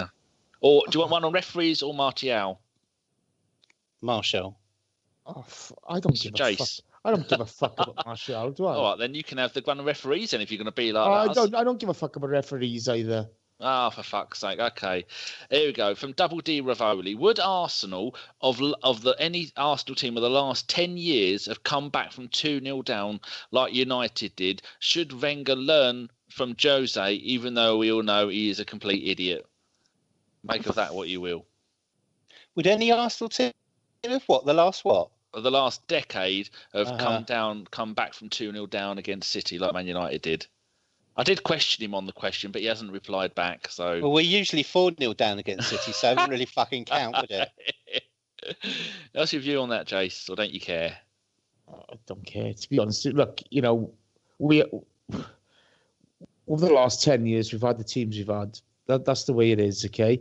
You look at United this season, with all the money they've spent, they've played some dog shit football, and they're celebrating stopping City winning the title. They've become the Tottenham of the North. Yeah, so to be quite frank, when Jose Mourinho moans and you look at the money that's been spent in that squad, they should be a damn sight better than what they are. We've got what we've got. Okay, I'd want us to be challenging for the title, but we're not. I wouldn't swap anything for that twat Mourinho, so no. Someone suggested that can we still do the Sanchez watch? Because he's having such a nightmare there. Okay, right. Next question is going to be for Steve. Everyone can answer this one. It's a pretty good question. Where's it gone? Okay, from Nicky Wilson. El Neni's red card was a bit of a joke. We've covered that. But he says, but what is your most memorable bullshit red card for Arsenal? Now, I've questioned him and he means that Arsenal had a red card. Can I answer this? Yeah. Yeah, go on, Jace, because I can't think of one. Go on, Jace. Barcelona. Yeah. Robin Van Persie. Yeah. For kicking the ball away. Okay. The whistle. You couldn't hear the whistle. Yeah. After Abidal had grabbed him by the throat in front of the referee, which is a straight red. Okay. It was a straight red card. Abidal gets nothing. And for that, it was the height of hypocrisy. But what do you expect from Barcelona, the scum, and UEFA? That's the one that always gets me. John or Steve, you got an answer? No, Jace stole mine. I remember. Who was the one? Was it Silvino or Van Bronckhorst who got the one where the referee said he dived because he slid so far along the pitch? But it was because the pitch was soaking wet. It'd been raining so much that as he got tackled or as he fell over or whatever, he slid about 20 yards. It was like ridiculous. It was really stupid. It was. I'm sure it was Van Bronckhorst. Maybe it was Silvino. It was one of those two. Someone playing on the left. Yeah, but it was someone. Yeah, one of them did that, and he just slid like flying down the pitch, and they got a red card for it. There's two that come to mind. One is Kieran Gibbs getting sent off when he did fuck all because Mariner couldn't tell the difference between Oxlade-Chamberlain and Kieran Gibbs, which is first of all an outrage, and secondly does cue up the question: does Mr. Mariner have a racial issue there, along the lines of they all look the same, gov honest. And he's a bit of a tosser against us. But the only other red card that I can always think of, which comes to mind, is and it's not. It was a red card that was well deserved. It was Grimondi for punching Simeone in the face when he played through to Milan and leaving him covered in claret, which is probably why Simeone is not a hot favourite for the replacing Wenger position. Yeah, fucking mine would be Champions League final. And any that Patrick Vieira got, he's just misunderstood. And that's a lot. He was very misunderstood. We cannot complain about that Champions League final because that free kick we scored from, Eboué went down easier than, just... The thing is, what's so ridiculous about that sending off is they scored. All he had to do was book Lehmann and allow the goal, instead of sending Lehmann off. That was the most fucking ridiculous and most infuriating thing. But, we can't change it. After that? Yeah, I think that's where they changed the double jeopardy or triple jeopardy thing. But I will forever love Eboué for that dive. They didn't change after that. They changed it after Szczesny against Bayern Munich. So why is it like with with Aubameyang not being able to play in the Europa League for us? They only change it after it's fucked us over. Why is that? Because Michel Platini's a massive cunt. He certainly is. Great and player. Also, we are the only team in the world that sign a striker who's not eligible for another competition that we're trying to win. Another little bit of trivia, while I remember, only one team has ever scored 2 hat-tricks in one Premier League game. Us. There you go. But you can't think of the game though, can you? I think I might have been there. No, go on. 2004, Southampton 6-1, Pennant and Perez, just after we beat him in the FA Cup final. Oh, Jesus, yeah. Yeah, never been done before, and I checked all the dates and it hasn't. That's a trivia one. I'll tell you the thing that's pleased me most in the last 2 weeks is us beating Stoke and beating Stokehampton, because both of those shit teams have hung around stinking up the lower echelons of the Premier League for years, stopping other clubs getting up from the Championship, basically by being defensive, boring and fucking thuggish, and it now looks like they may well both get their just desserts. Mark Hughes will take them both down. Lovely jubbly. That's a kind of a player and a hideous person as well. Welsh legend though, Jace? I'll let you have that. Hey, I tell you one thing: when he's in a Wales jersey, he was epic. As soon as you put him into anything and put him in anything else, he'll fuck himself. I was once in a bar in Ibiza, and Man United were playing. I don't know, Sheffield United, and Hughes got sent off. He kicked some bloke in the bollocks from behind, but really hard, like volleyed him right in the nads from behind. Got sent off, and afterwards. They were doing all the interviews. I think it was an FA Cup quarter final. So they interviewed his missus, and she was like in utter shock. She's like, when he's at home, he's so quiet, he's so mild mannered. She said, as soon as he puts a football jersey on, he becomes a complete animal. She said, I've never seen him like this. She said, he at least done that in front of his own children. He's for it when I get him home. And I was just sitting killing myself laughing. Apparently, he also go to a bar outside Manchester, the United players, and by the airport. There'd be gigs. There'd be Giggs' brother's wife. No. Sorry. It was Mark Hughes, Clayton Blackmore, a couple of other people, or whatever. Brian Robson. And you wouldn't hear Hughes talk. Apparently, he just never said anything. He's the quietest bloke ever off the park. You put him on a football pitch, animal. Well, that's Barcelona out. Yeah. Roma are celebrating like mental. Any more questions, Daniel? Hey, will they be talking about comebacks this season, huh? Will they be talking about comebacks this season? Watching Iniesta tear up is a thing of beauty. Oh, fuck him. Go on, Messi. Off you go. I mean, it's the league now. Unfortunately, it's a free win for whoever gets Roma in the next round because they'll bottle it because they always do. Guarantee it'll be fucking Scouse bastards. They'll bring Totti back. Right, another good question from Andrew Arsenal says, your favourite 2 Arsenal goals? While you're having a little think, my one would be Tony Adams, Everton 4-0, end of the 98 season. My favourite game, my favourite goal, my favourite player. Magnificent. And anyone else got any favourite Arsenal goals? It's only Ray Parlour. Chelsea. Love that one. You've got to mention Anfield 89, Mickey Thomas. That was sublime. Is there any that aren't obvious that we can think of? As far I really like. There's a very important one. Yeah. John Radford at White Hart Lane in 1971. We had 50,000 fans locked outside. There's quite a few of us in there. I was 10. I went with my granddad. And when he scored, the whole end just went absolutely berserk. And what was really funny was it just like, was it John Radford or was it Kennedy? God, my fucking memory's gone now. Anyway, when the full-time whistle went, all our players ran away. They all legged it off the tunnel. And many years later, when I was at the Emirates going around doing this bloody stadium tour, I said to Charlie Shaw, I said, do you remember when you played at White Hart Lane when we won the league there? I said, why did you all run away after the game? He said, are you fucking joking? He said, I come from all the way. So we knew how many Arsenal were in there. He said, there's no way we wanted to be on the pitch when you bastards invaded it. He said, well, that's why we took a decision before, if we win, to just run off. He said, we'd have ended up being stripped of everything we were stood in. So...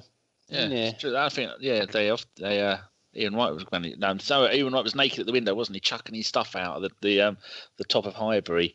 I'm trying to remember the game. Well, I tell you what, Sylvan Wiltord, Old Trafford. Oh yes, the one as the title. Yeah. I'm trying to think of this one. Help me out if you can. It was the end of the season, Gary Lineker's last season for Spurs, and he was beating Ian Wright by 1 goal. Half-time, Spurs had scored a goal. He'd scored it. He was now beating Ian Wright by 2 goals for the Golden Boot. Ian Wright, second half hat-trick. And Lineker's last season, Ian Wright beat him to the Golden Boot. And I think it might have been against Southampton, but that would have been the 98-99 season, wouldn't it? That's the... Ian Wright left at the end of 98, didn't he? I can never remember. Oh, I don't know. I can't remember, mate. Right, he left. Yeah, it was after the double, wasn't it? 98, I'm sure it was. Yeah, but he hardly played that season. He was injured, wasn't he? Yeah, that's when Anelka second half, yeah. Anelka came into the fray then. But I can't remember that. But there've been some fantastic goals of the season on there. Trying to think of any others, but I just want to mention all of our Ramsleys now. Just all of them. Go on, in, every them. one of them, and the ones for Wales. Right, what else is there? So we've done that one. Here we go. One for you, Steve. From Sri the Guna. Is finishing above Chelsea something we should consider while selecting teams for the league, or should we forget about it and put all of our eggs in the Europa League basket? I don't think it's a question of putting all your eggs in the Europa League basket. I mean, the Europa League, we're 3 matches away from going to the final. And if you win the Europa League, okay, it's shit prize money, but you actually get given 50 million quid because you get in the Champions League. So that's what we absolutely have to concentrate on. Finishing an extra place higher in the league is only 2 million quid in extra prize money. You might get some extra money off of sponsors. Fact is, at the end of the day, if you can turn around in the summer and say we're in the Champions League, that helps you sign players. You've got that money coming in. It means you can pay bigger wages. It means you don't have problems paying transfer fees. So we have not put our eggs in the basket. We've got to focus like hell on it and try to win it. It's also going to be important renegotiating this the kit deal, isn't it? The kit deal, Champions League exposure is massive. I'm not so really sure that matters, really, to be honest. I mean, I don't know, mate. You look at United's deal. If United dropped out of the Champions League for more than 2 seasons, that deal, not far off, halved. Yeah, but that's an existing deal. The point is that if at the moment we've got 1, 2, 3, 4 companies competing to be our next shirt supplier. So in our case, it's more of an auction. Because we're the biggest team in London. Nike have got Spurs and they've got Chelsea as well. Yeah. Adidas don't have a London club. New Balance don't have a London club, and Puma wants to retain us. So between Adidas and Puma, there can be a right old fight going on. So we can 40-50 million quid, whether we're in the Champions League or not. They might put bonuses in it for getting in it, or penalties for not getting in it. Yeah, but the thing is, I mean, our current deal's 35 million a year. Yeah. If it's only gone up to 5 million quid in 5 years, that's not great. Well, City were only offered 45 million quid by Puma. Yeah, but how many shirts do City realistically sell? I don't think it's as many as us. That'd be interesting to know how many worldwide shirt sales there are, not dodgy ones, though. I mean, there's the other thing. I mean, Spurs deals, what is it, 25 million quid with Nike? 22. Yeah, I mean, how much is Chelsea's with Nike? I don't think it's that much, 45, 50 million quid. I think it's about 40, I think, if memory serves me correctly. So the only way that you're going to get more is if you sign a real big player who's going to really generate shirt sales. And let's make it very clear, none of shirt sales money goes to the club. That's why they pay the 40, 50, 60, doesn't it? 70 million. No. Oh, for fuck's sake. No. That's what they did. I thought they got some. No, they might get a token amount. You might, if you sell fucking 100 million shirts, you might get 2 million quid. But all that money goes to the kit manufacturer. They don't. No one's going to hand over in their right mind 75 million quid a year to Man United to be their kit supplier. If you then hand over all your profit from the sales of the kits, that's why they pay Man United that money up front, because they know that they'll sell the shirts, and that's why we get that amount money off of Puma, because they know we'll sell the shirts. Simple as that. Oh, I thought the companies get it, but I thought maybe we'd get a decent cut of every shirt. No, not at all. There you go. Right, John, question for you from Bobby. Reports are coming in that Martial has rejected his contract at United. Do you think we should go in for him in the summer? Yeah, but we won't get him. He's going to Juventus. Oh, that'd be nice for him. This is a question that doesn't need an answer from SA. SE, why do referees never seem to get punished when they get decisions wrong? And straight away, a bloke called Owen replied with, why do strikers never get punished when they miss a chance? So I'd leave those two there. And then Parsenel was just asking one about Ramsey and Wilshere, who signs new deals in the summer, blah, blah. And we've covered that one. Thank you very much. So that's all the questions. Can I just say, Danny, quickly? Yep. can everyone stop equating Ramsey and Wilshere's contracts? They're not tied at all. It's so irritating.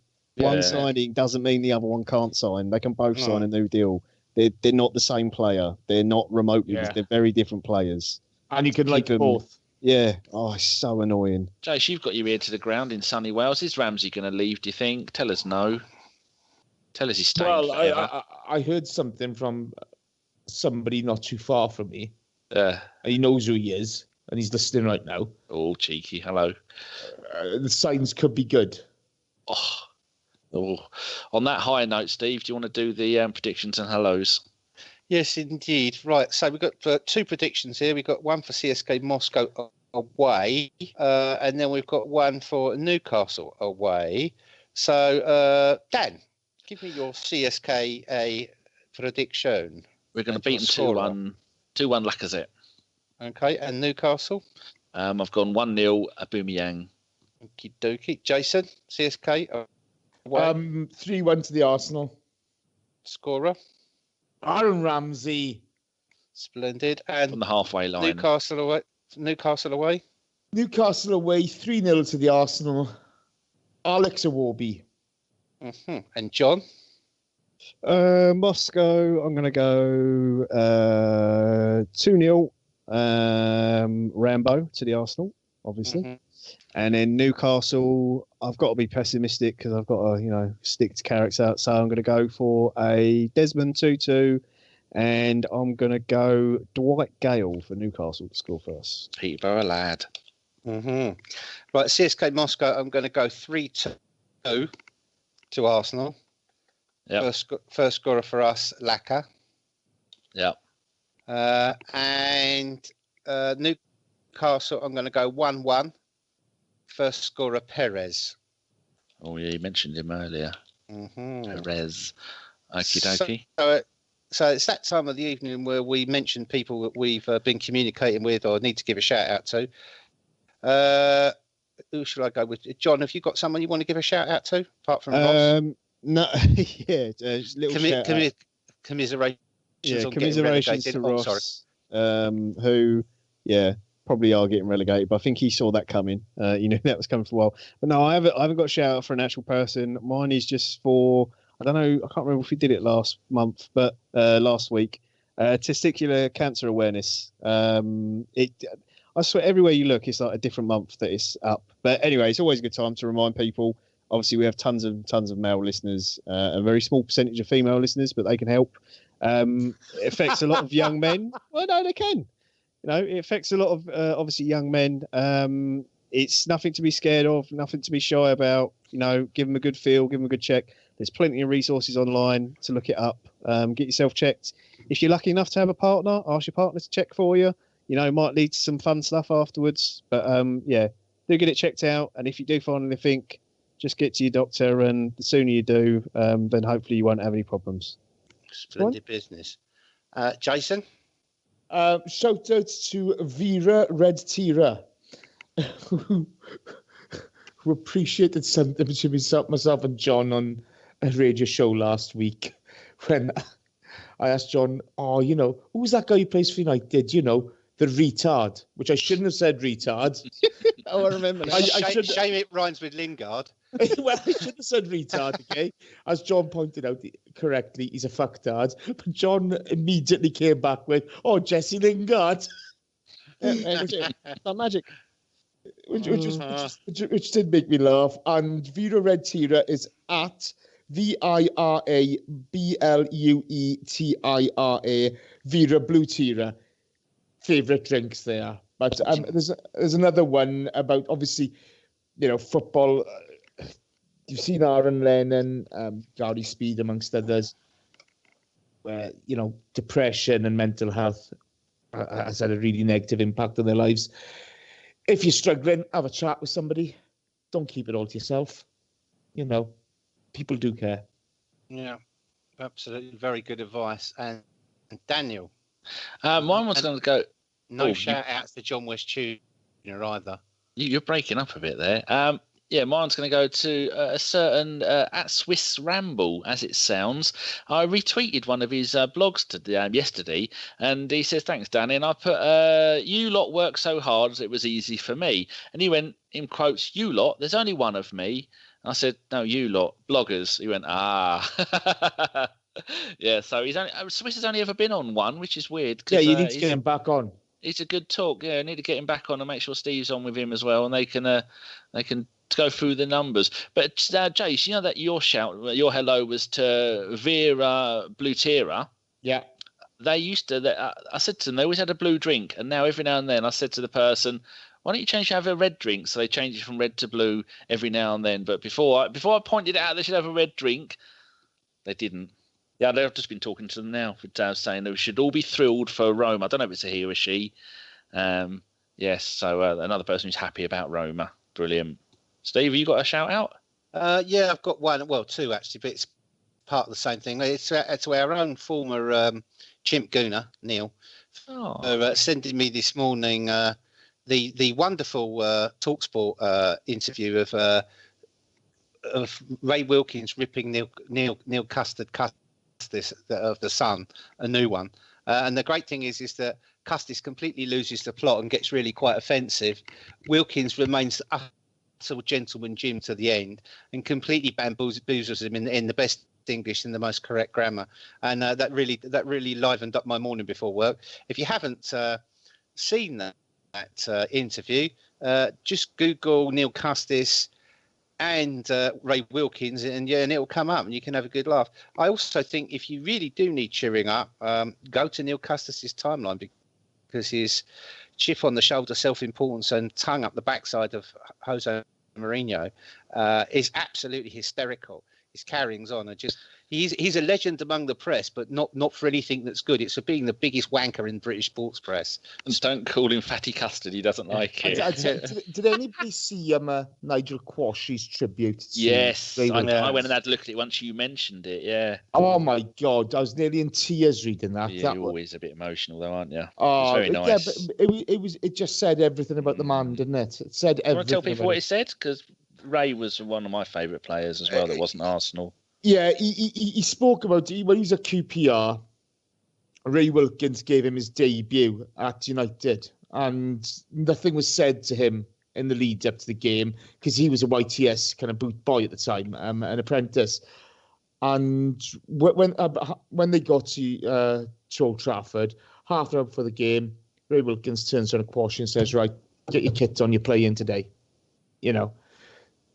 So he avoided all the nerves, everything like that. Went on, had a great game.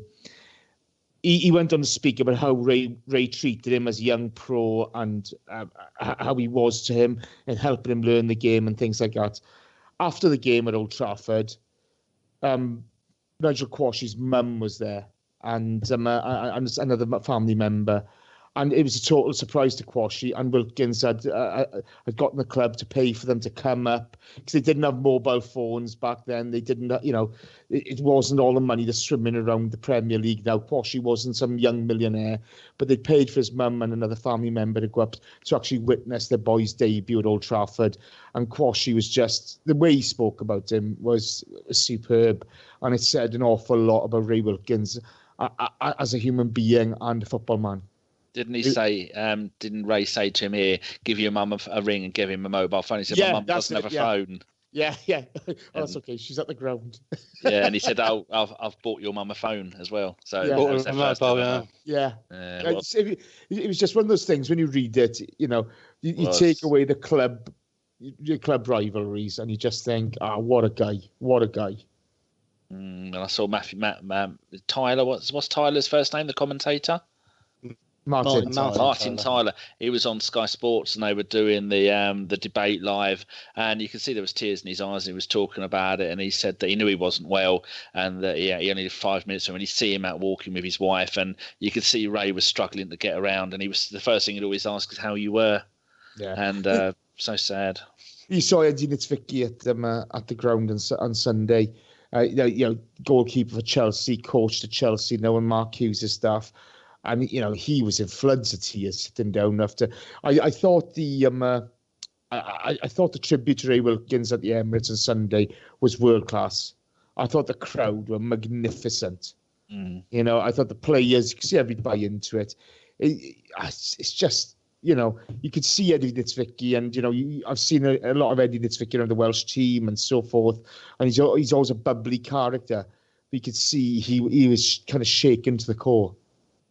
I watched the Chelsea West Ham game afterwards, and as you can imagine, it was the tribute at Stamford Bridge was a very emotionally charged affair, and quite a few of the coaching staff were terribly emotionally affected by it, and I think it's a mark of the respect of Ray Wilkins in the game, because every player mostly there's always someone who's got some horrible story, or they've got some reason why they don't like them, or some nasty story. But right across the board, everybody was talking about what a gentleman Ray Wilkins was, what a great human being he was, how well spoken, how clever, articulate he was, how well he used his brain on the pitch, and how funny he was as well. And I think he was a genuinely respected, well-loved bloke within the game. And I actually do think he's the sort of person that the game will really, really miss. And he's, he is the sort of player and pundit who enjoyed japes with fans of other teams and stuff. And I remember him once describing, he was on Match of the Day as a pundit, and that day he played for, I think it was Chelsea played for, and they played Wimbledon, and he did a punch up with Vinnie Jones, who got sent off.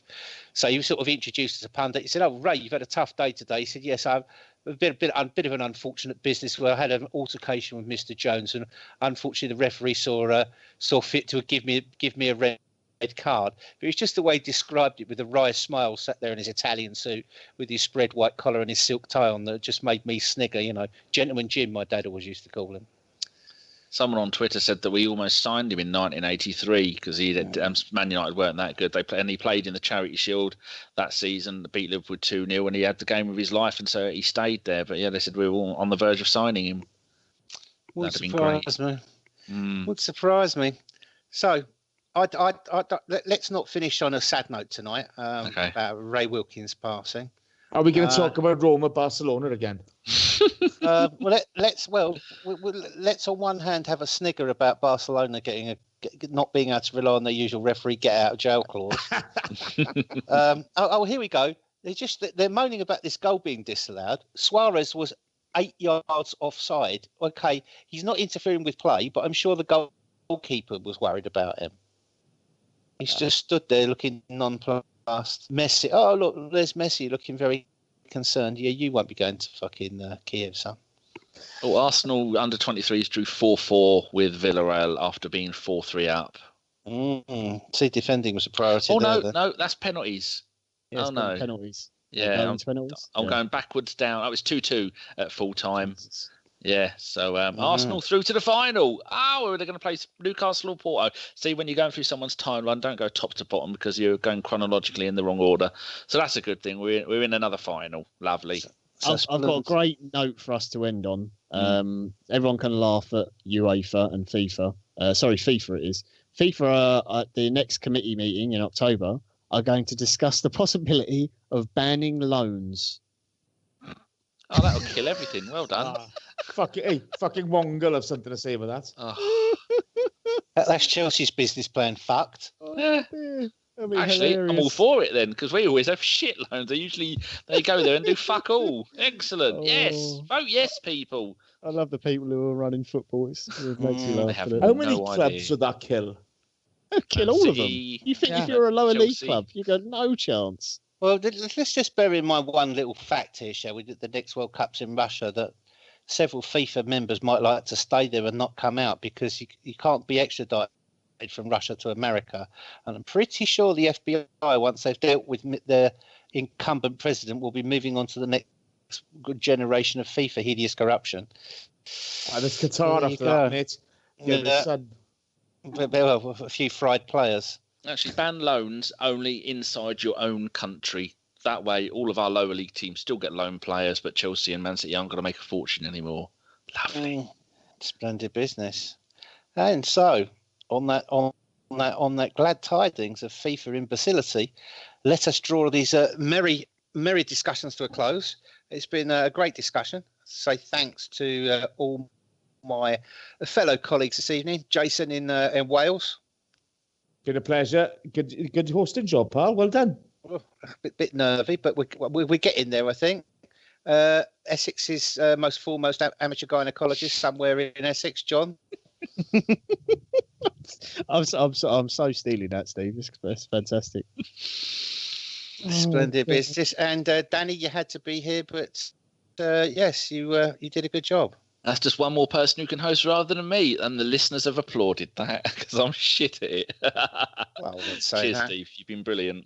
And I will say from me, from Dobry wieczór I dobranoc od Warszawa. Good evening and good night from Warsaw. Let's go out to Russia, win the game, go to the semi-final. Keep it Arsenal, keep it real, people. That was a Bergkamp Wonderland podcast. Bye! Danny, you know what we forgot to do? Hold on. Well, we slagged off Chris's team. We slagged off Liverpool. Had a go at Harry Kane and Barcelona. Harry Kane. We didn't have a go at Iwobi. Was that it? No, we did that. We definitely covered that. We were even nice about him. Oh, Gav. He doesn't play for Arsenal, does he? No, not that Gav. She wore Gav. I only forgot to do that. He sponsors this podcast, haven't I?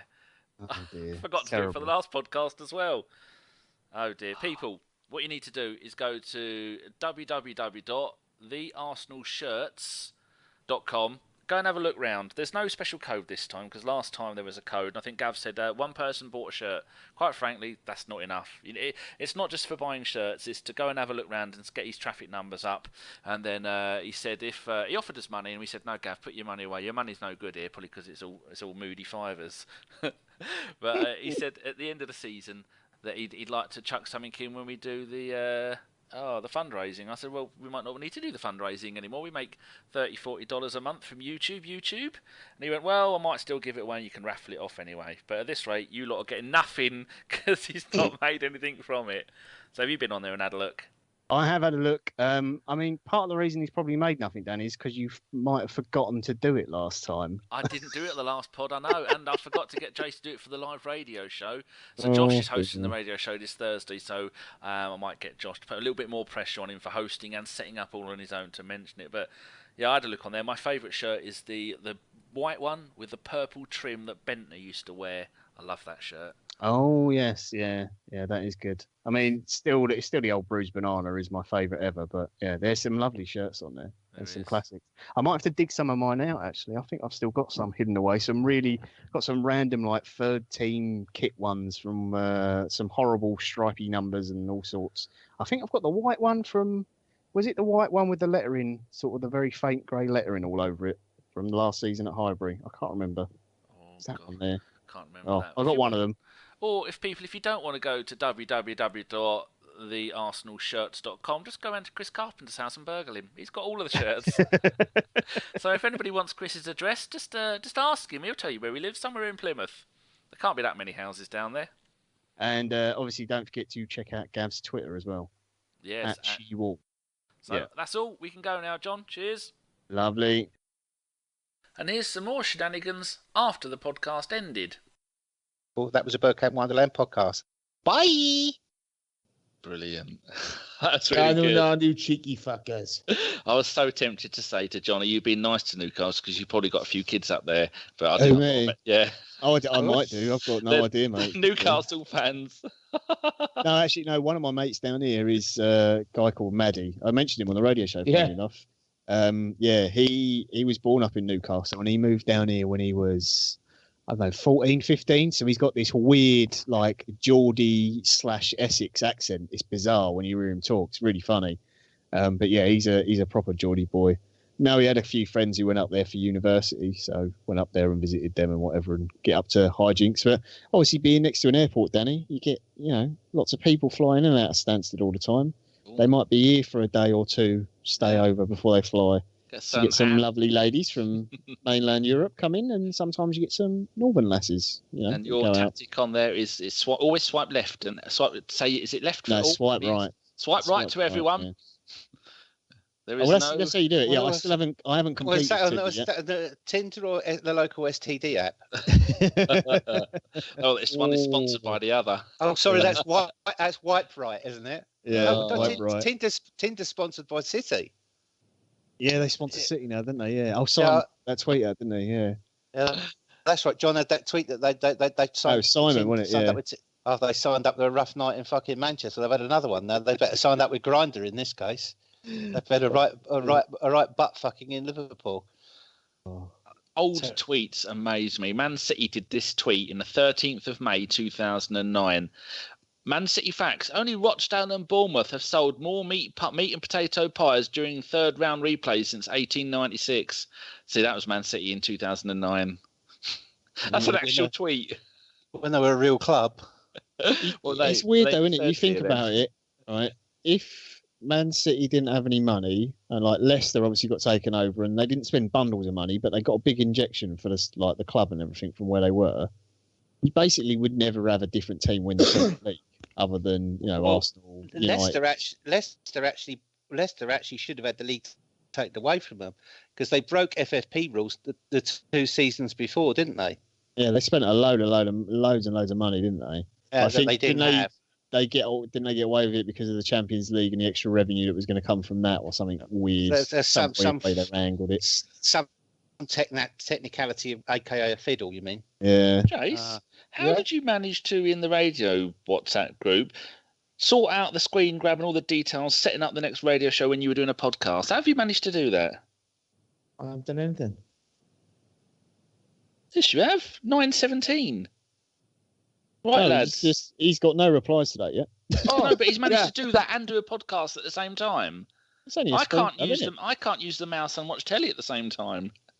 To be fair, I did fuck up the CSKA review royally and forget about the equaliser. So yeah, I do that every time. That's why I was in no hurry to speak, because I forgot all about it. Name for about 5 minutes. I was going, yeah. I knew, you think, I've forgotten something. What have I forgotten? Quick look at the app. Oh, bollocks. The goal of in goal. Did you see the Arsenal app the next day said we scored another goal? Yeah. 5-1. The phantom goal 18 hours later by Lacazette, another penalty. But Harry Kane is still applied to have it as his own. I was just going to say that. That is so fucking ridiculous. It's so obvious, right? First of all, it's so obvious he's on a big bonus from a sponsor to win the Golden Boot, and it's so obvious that Spurs get a bonus off of Nike if he wins the Golden Boot. That's what that's about. Isn't he? Wouldn't it something like he'd be the first player to win it 3 years in a row or something like that, isn't it? That's the record he's going for. It doesn't even touch his head, though. I mean, it's ridiculous, It doesn't even go anywhere near him. It's pathetic. And the annoyance is... He's 5 behind Salah anyway, isn't he? Yeah. But the annoyance is, okay, like, this is what's ruining the game. The dishonesty is there at all levels. And it's just pathetic. I'll tell you what's ruining the game is the Egyptian Walcott, mate. Oh, I can't wait till next season. Cannot wait till next season when people realise he's not all that. He's got 30+ goals. How bad is the defending in the Premier League? I can't wait until they draw Real Madrid in the Champions League and fucking Ramos kills him. Oh, I hope so. I think he should. Good luck getting past Marcelo, mate. Have fun with that. He's really not. The best analysis I heard of him, I don't know if it was it Horncastle or Honigstein, one of them. I can't remember who it was, but one of them on one of the Guardian or Totally Football Pod said the reason he's so hard to defend against. He said, one, the defending in the Premier League isn't great anyway, but two, because he's got such a bad touch, you can't tell whether he's going to control the ball actually into his feet or 10 yards in front of him. So you've got no idea what he's going to do because half the time he doesn't know either. The amount of chances he misses, honestly. Is that why we always give Cavani... We give Cavani stick. Oh, sorry, Chris gives Cavani stick. But he scores tons and tons of goals. But he misses an absolute hatful all the time. And a lot of the goals he scores, the keepers fucking can't save him because he's got such a fucking bad touch. They go all over the fucking place. Honestly, Salah is... don't get me wrong, he's having a very good season. If you look at But, Real Madrid, next year they've he got won't an do 80 anywhere near as well. Yeah, well, because he'll be sussed out. So will Liverpool. But if you look at Real Madrid, you can criticise all their team, but the one thing they have got is good defence, and good luck trying to get past Ramos and Varane, because they won't fucking stand for any of that shit. Yeah. But, I got to be honest. I'm just absolutely thrilled. Barca twats have gone out. It's a shame the Scousers have gone through. I'd like to see. I don't want them. I don't want them in the final because it's very obvious that they've still got somehow the ability to influence refs, because that ref tonight gave everything that he could. The Sane goal was ridiculous. What is the linesman doing? Never mind that, it's the fouls. The fouls, the goals that were disallowed. It just everything about that game, and sending Guardiola off as well, because basically they were fucking cheating. How does Mane stay on the pitch? I've never seen Kevin De Bruyne have to pick himself up off the floor so many times in a game. Every time he got the ball, they just dragged him straight down, didn't they? Smashed him, yeah. He got knocked over more than fucking Prince Harry at a fucking end party. Oh dear, that is terrible. I'm really worried now that Liverpool will draw Roma, because I think, like, as good as obviously I didn't see the Roma game. I was watching the Scouse one. I switched over when I saw it was 3-0. But yeah, as good as Roma obviously did perform, I just spoke to Joel from the Hipsters, and he was like, "Yeah, Barca didn't deserve to go through. They played crap. Roma will shit the bed. They always do." Who's the other? There's Real and Bayern are 2-1 up against Sevilla, but the next leg is at home. And Bayern have won the last. Oh, I don't know how many. I'd love Liverpool. Bayern to get hold of Liverpool. Yeah, that's what I'd like to see. So it's Roma, and Liverpool, and it'll be Bayern and Madrid, because Juve ain't going to win 4-0 out and or 3-0 and take you to penalties. I'll tell you that. So I reckon that I reckon that what they'll do is they'll go for a Real Bayern final FIFA. Yeah, they'll want to keep them separate. Yeah. So they'll fit the draw up. So Liverpool get one of those two. Amount of money. Yeah. And fuck them out of it.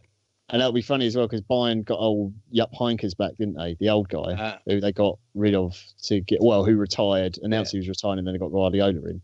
He's come back in, and now looks like he might win the Champions League with them, what they got Pep in for. Of course, Mr. Carpenter is loving it that Pep's lost. That's unlike him. I tell you what, okay, bearing in mind the Pirates got humped 5-0 on the weekend again. We don't talk about that. We are. We're talking about that together. I feel for Chris at the moment, but when he slags off other managers, I just think, now hold up here, mate. Let's calm down a second. You're not going to let him have it, are you? Well, his goal difference this season is like minus 120. It's about similar to the age of the back four of fucking CSKA Moscow. But my dad sort of talked to me before a couple of weeks ago, and he said to me, he said, "We're fucked in the league, aren't we?" I said, "Yeah, I don't really care." I said, "As long as we beat Southampton and Stoke, I don't care." So he said, "Why do you want to beat them?" So I fucking hate them. I said, all those years when we had no money, and those two fucking sides, they always fucking beat us, kicked the fuck out of us, and got away with it. I said, it's about time we got our revenge and relegated the cunts. So for me, I'm quite happy. I mean, I think Wenger's going to have to heavily rotate. I mean, between the semi-finals, we've got to play Man United at Old Trafford. Yeah, that's a horrible game where that's positioned at the moment. Well, we'll have to throw it, won't we? We'll just have to put a fucking reserve. I hope he does. But I guarantee what he will do is he'll be a fucking idiot and he'll put a full team out there. Here we go. Right, hold up here. The Bergkamp Pirates have played 18. The bottom of the league with 7 points. Goals for 32. Goals against 102. See, I told you I was only 6 out. Oh, no, but he does. He cares about it. I feel bad when you take the piss out of him. I support Chris Carpenter. I love Chris, okay? He's a top man, okay? That makes it all right. Carry on. But, okay, above them, Plymouth Armada first have played 20, are on 10 points. Goals for 47. Goals against 138. Goal difference of minus 91. Plymouth Athletic first. You know what Chris needs to do? He needs to do that Pardew dance on the fucking touchline on Sunday. Oh yeah. Steal the team bus. Steal the team bus. Go out on the piss. Lose his wallet and go completely Pardiola, and then just go missing. Hold on a minute. Plymouth Armada. Plymouth Athletic first, around 10 points as well, having played 20, a goal difference of minus 68. Inter Plymouth first, who are 11th in the league, have played 21, around 16 points. They humped the Pirates 5-0 on the weekend, and have got a goal difference of minus 98. Minus 98. Okay, and they're 11th in the league, okay? And I can't wait to see who's top. Oh, here we go. It's the top two. Plymouth Athletic, Sunday first. Okay, played 23 on 59 points. Goals for 123. Goals against 30. A goal difference of 93. Jesus Christ. Bickley first, a goal difference of 72. Central Park Rangers, a goal difference of 73. So, I mean, are these guys all tag teamed by Bergkamp Pirates? It's a bit like a gangbang. It's just terrible. Oh, poor Chris. Can't we see get that Dom in to come down and play for him? Dom will sort all that out in one game. Yeah, See the Roma Barca game? yeah. So tonight, Dzeko, De Rossi and Manolas scored. Love In Daniel De Rossi. And in the previous game, De Rossi scored for Barcelona and so did Manolas. They got 2 own goals, didn't they, Barca? Dzeko scored Roma's only goal. So, yeah, Roma scored 6 goals over 2 legs, but only 4 for themselves. Yeah, there you go. Yeah, now. Oh, I'll tell you what, though, Dzeko don't half look good over there. Oh, He's a good player, though, isn't he? yeah, he's a very good player. I don't understand why City let him go. Yeah. I think it's just a problem of they had revolving doors with managers and revolving doors with players and too much fucking money. I mean, yeah. I look at this side they've got now and you think, how the fucking hell is he losing to Liverpool? Really, when they've got fucking Lovren in defence and Robertson and Alexander-Arnold playing in defence. Liverpool aren't that good. They played tonight with Wijnaldum in the centre of midfield. It's just it's that pressing style. It's the one thing that Pep's teams have always struggled against. Yeah, but what gets me is he's got ball-playing centre-backs. So what you need to have is a fast-paced player at the back. You need to play the ball over the top. You need that's what you need an Aguero for. But they don't seem to do it. I don't know why he's rested Aguero. Maybe he thought he wasn't going to win the game or not. I don't know. Like him, does he? Doesn't he? No, he's a much bigger fan of Jesus, isn't he? Yeah. Yeah, I think that's why there's rumours he might leave. In the window we were looking at him, weren't we? Well, rumoured. Oh, when Sanchez was originally going to go. Yeah. That would be nice. How about this for a tweet from @sports with a Z fan 365?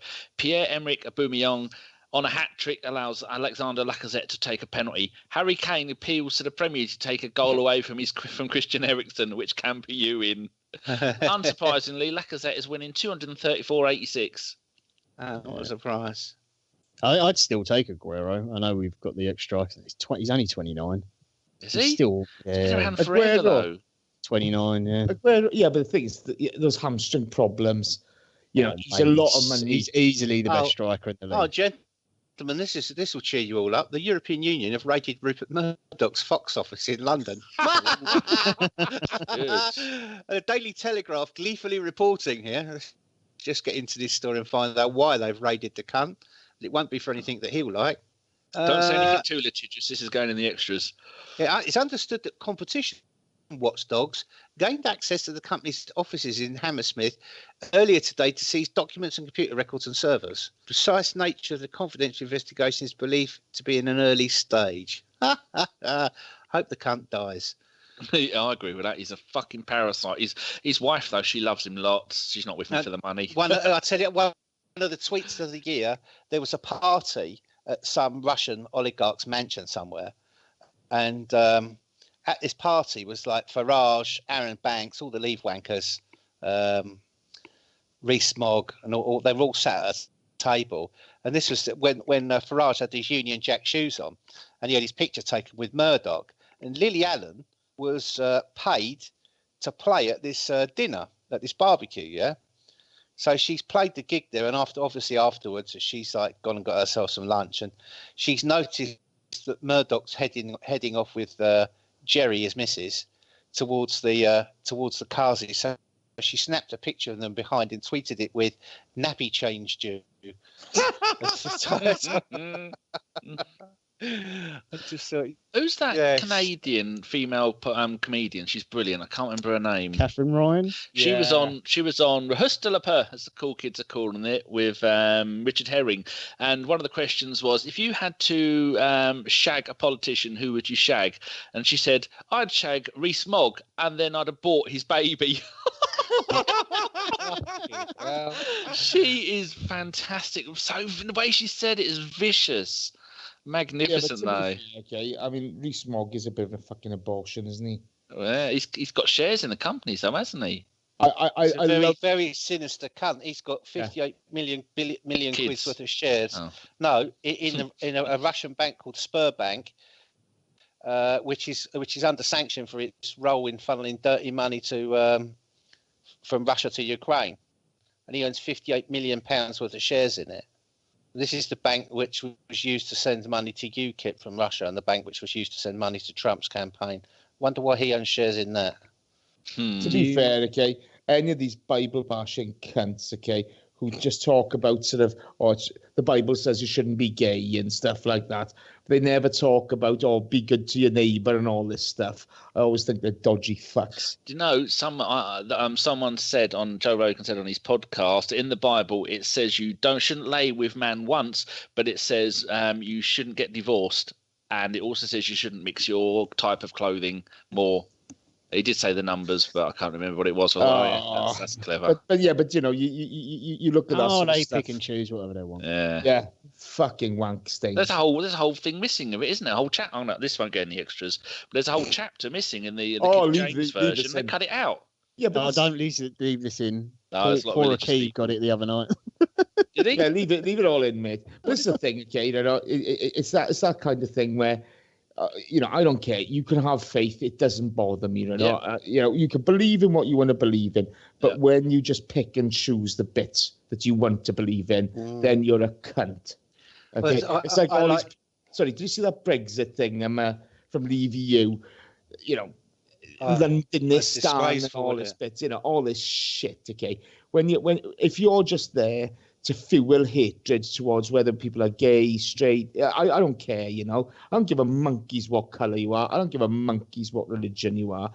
But when your first thought is to be horrible about people and to sow discord, then you're an absolute cocksucker of a human being.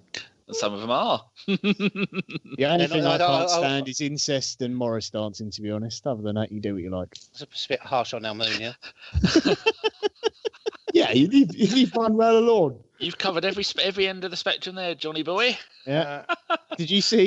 I tweeted earlier, Dan. Oh dear, Massimo Ferrero, the Sampdoria owner. He's the geezer who always has with the grey hair and the nutty scarf. Always has it like wrapped around his head. He's sharp. Right, he's a bit strange. There's, you know, in Italy, they're still a little bit behind the times on the things you can say, but they interview the owners quite often. So he's talking about his manager and the performance they put in. He's just said, he starts talking about the players, and he said, what is it here? A goal is like a woman. It wants to be penetrated. It doesn't want to just be thought about. And this is live to the reporter and everything else, and his manager's standing the other thing watching it, just laughing his ass off. Can you imagine that on fucking Match of the Day? They've been national. It's amazing. Some of the things they say over there, it cracks me up. But yeah, I retweeted it earlier. Have you seen that? Has anybody seen that Tory Jesus Twitter account? No. It's brilliant. It was brilliant because what they do is they take, like, you know, these hand illustrated frames out of these old, like, monastery Bibles. They draw Bible scenes like that, and they put all these speech bubbles on there to explain Theresa May's alleged Christian philosophies according to the Tory party policy. It's fucking hilarious. It's something about, was it when I said children suffer? Come unto me, little children who suffer. He said they misquoted me. What I meant was, suffer, little children who come unto me, something like that. And there's pictures of that. Get your hand out that food bank, you know. Fucking hilarious. There's that bloke who does fake news reporting. He's on YouTube. Each one's about 3 minutes. Jonathan Pye. Jonathan Pye. Yeah. I tell you, I think we go too far. Fucking hell, he's got hundreds of thousands of viewers, and he doesn't understand the meaning of the word "go too far." He's fucking brilliant. Yeah, he's a professional comedian, though. Yeah. You know. Are you saying we're not professionals, Jace? Have you listened to our stuff? We are as far from professional as you'll ever get. Did you hear my roundup of the CSKA game? Oh, it was pathetic. I wasn't even listening. I was watching telly. You're actually lucky. I think this is about one of the first podcasts I've been on where the C word's not been used. Anal sex hasn't been mentioned. But John got a late entry with incest. But I mean, I think that's the only vulgarity that was on tonight. Listeners, if you could go back and tweet Steve the number of times the C word has been used, because it's been used quite a lot in reference to other players, other teams, referees. No, I haven't dropped the C I don't think any of us did. Oh, No, yes, definitely. I've heard it. Did I say scouse cunts? Because if I didn't, I apologise. I should have done. Right, on that note, I think I'm going to stop recording. Yes. But probably best you don't leave that last bit in. I don't want them all in my mentions. Fucking fuck jumping the up and down. bin dipping cocksuckers. Oh, the worst fans on now. Actually, I shouldn't use the word Could cocksucker. be worse. You could be scouse eating rats in your council house.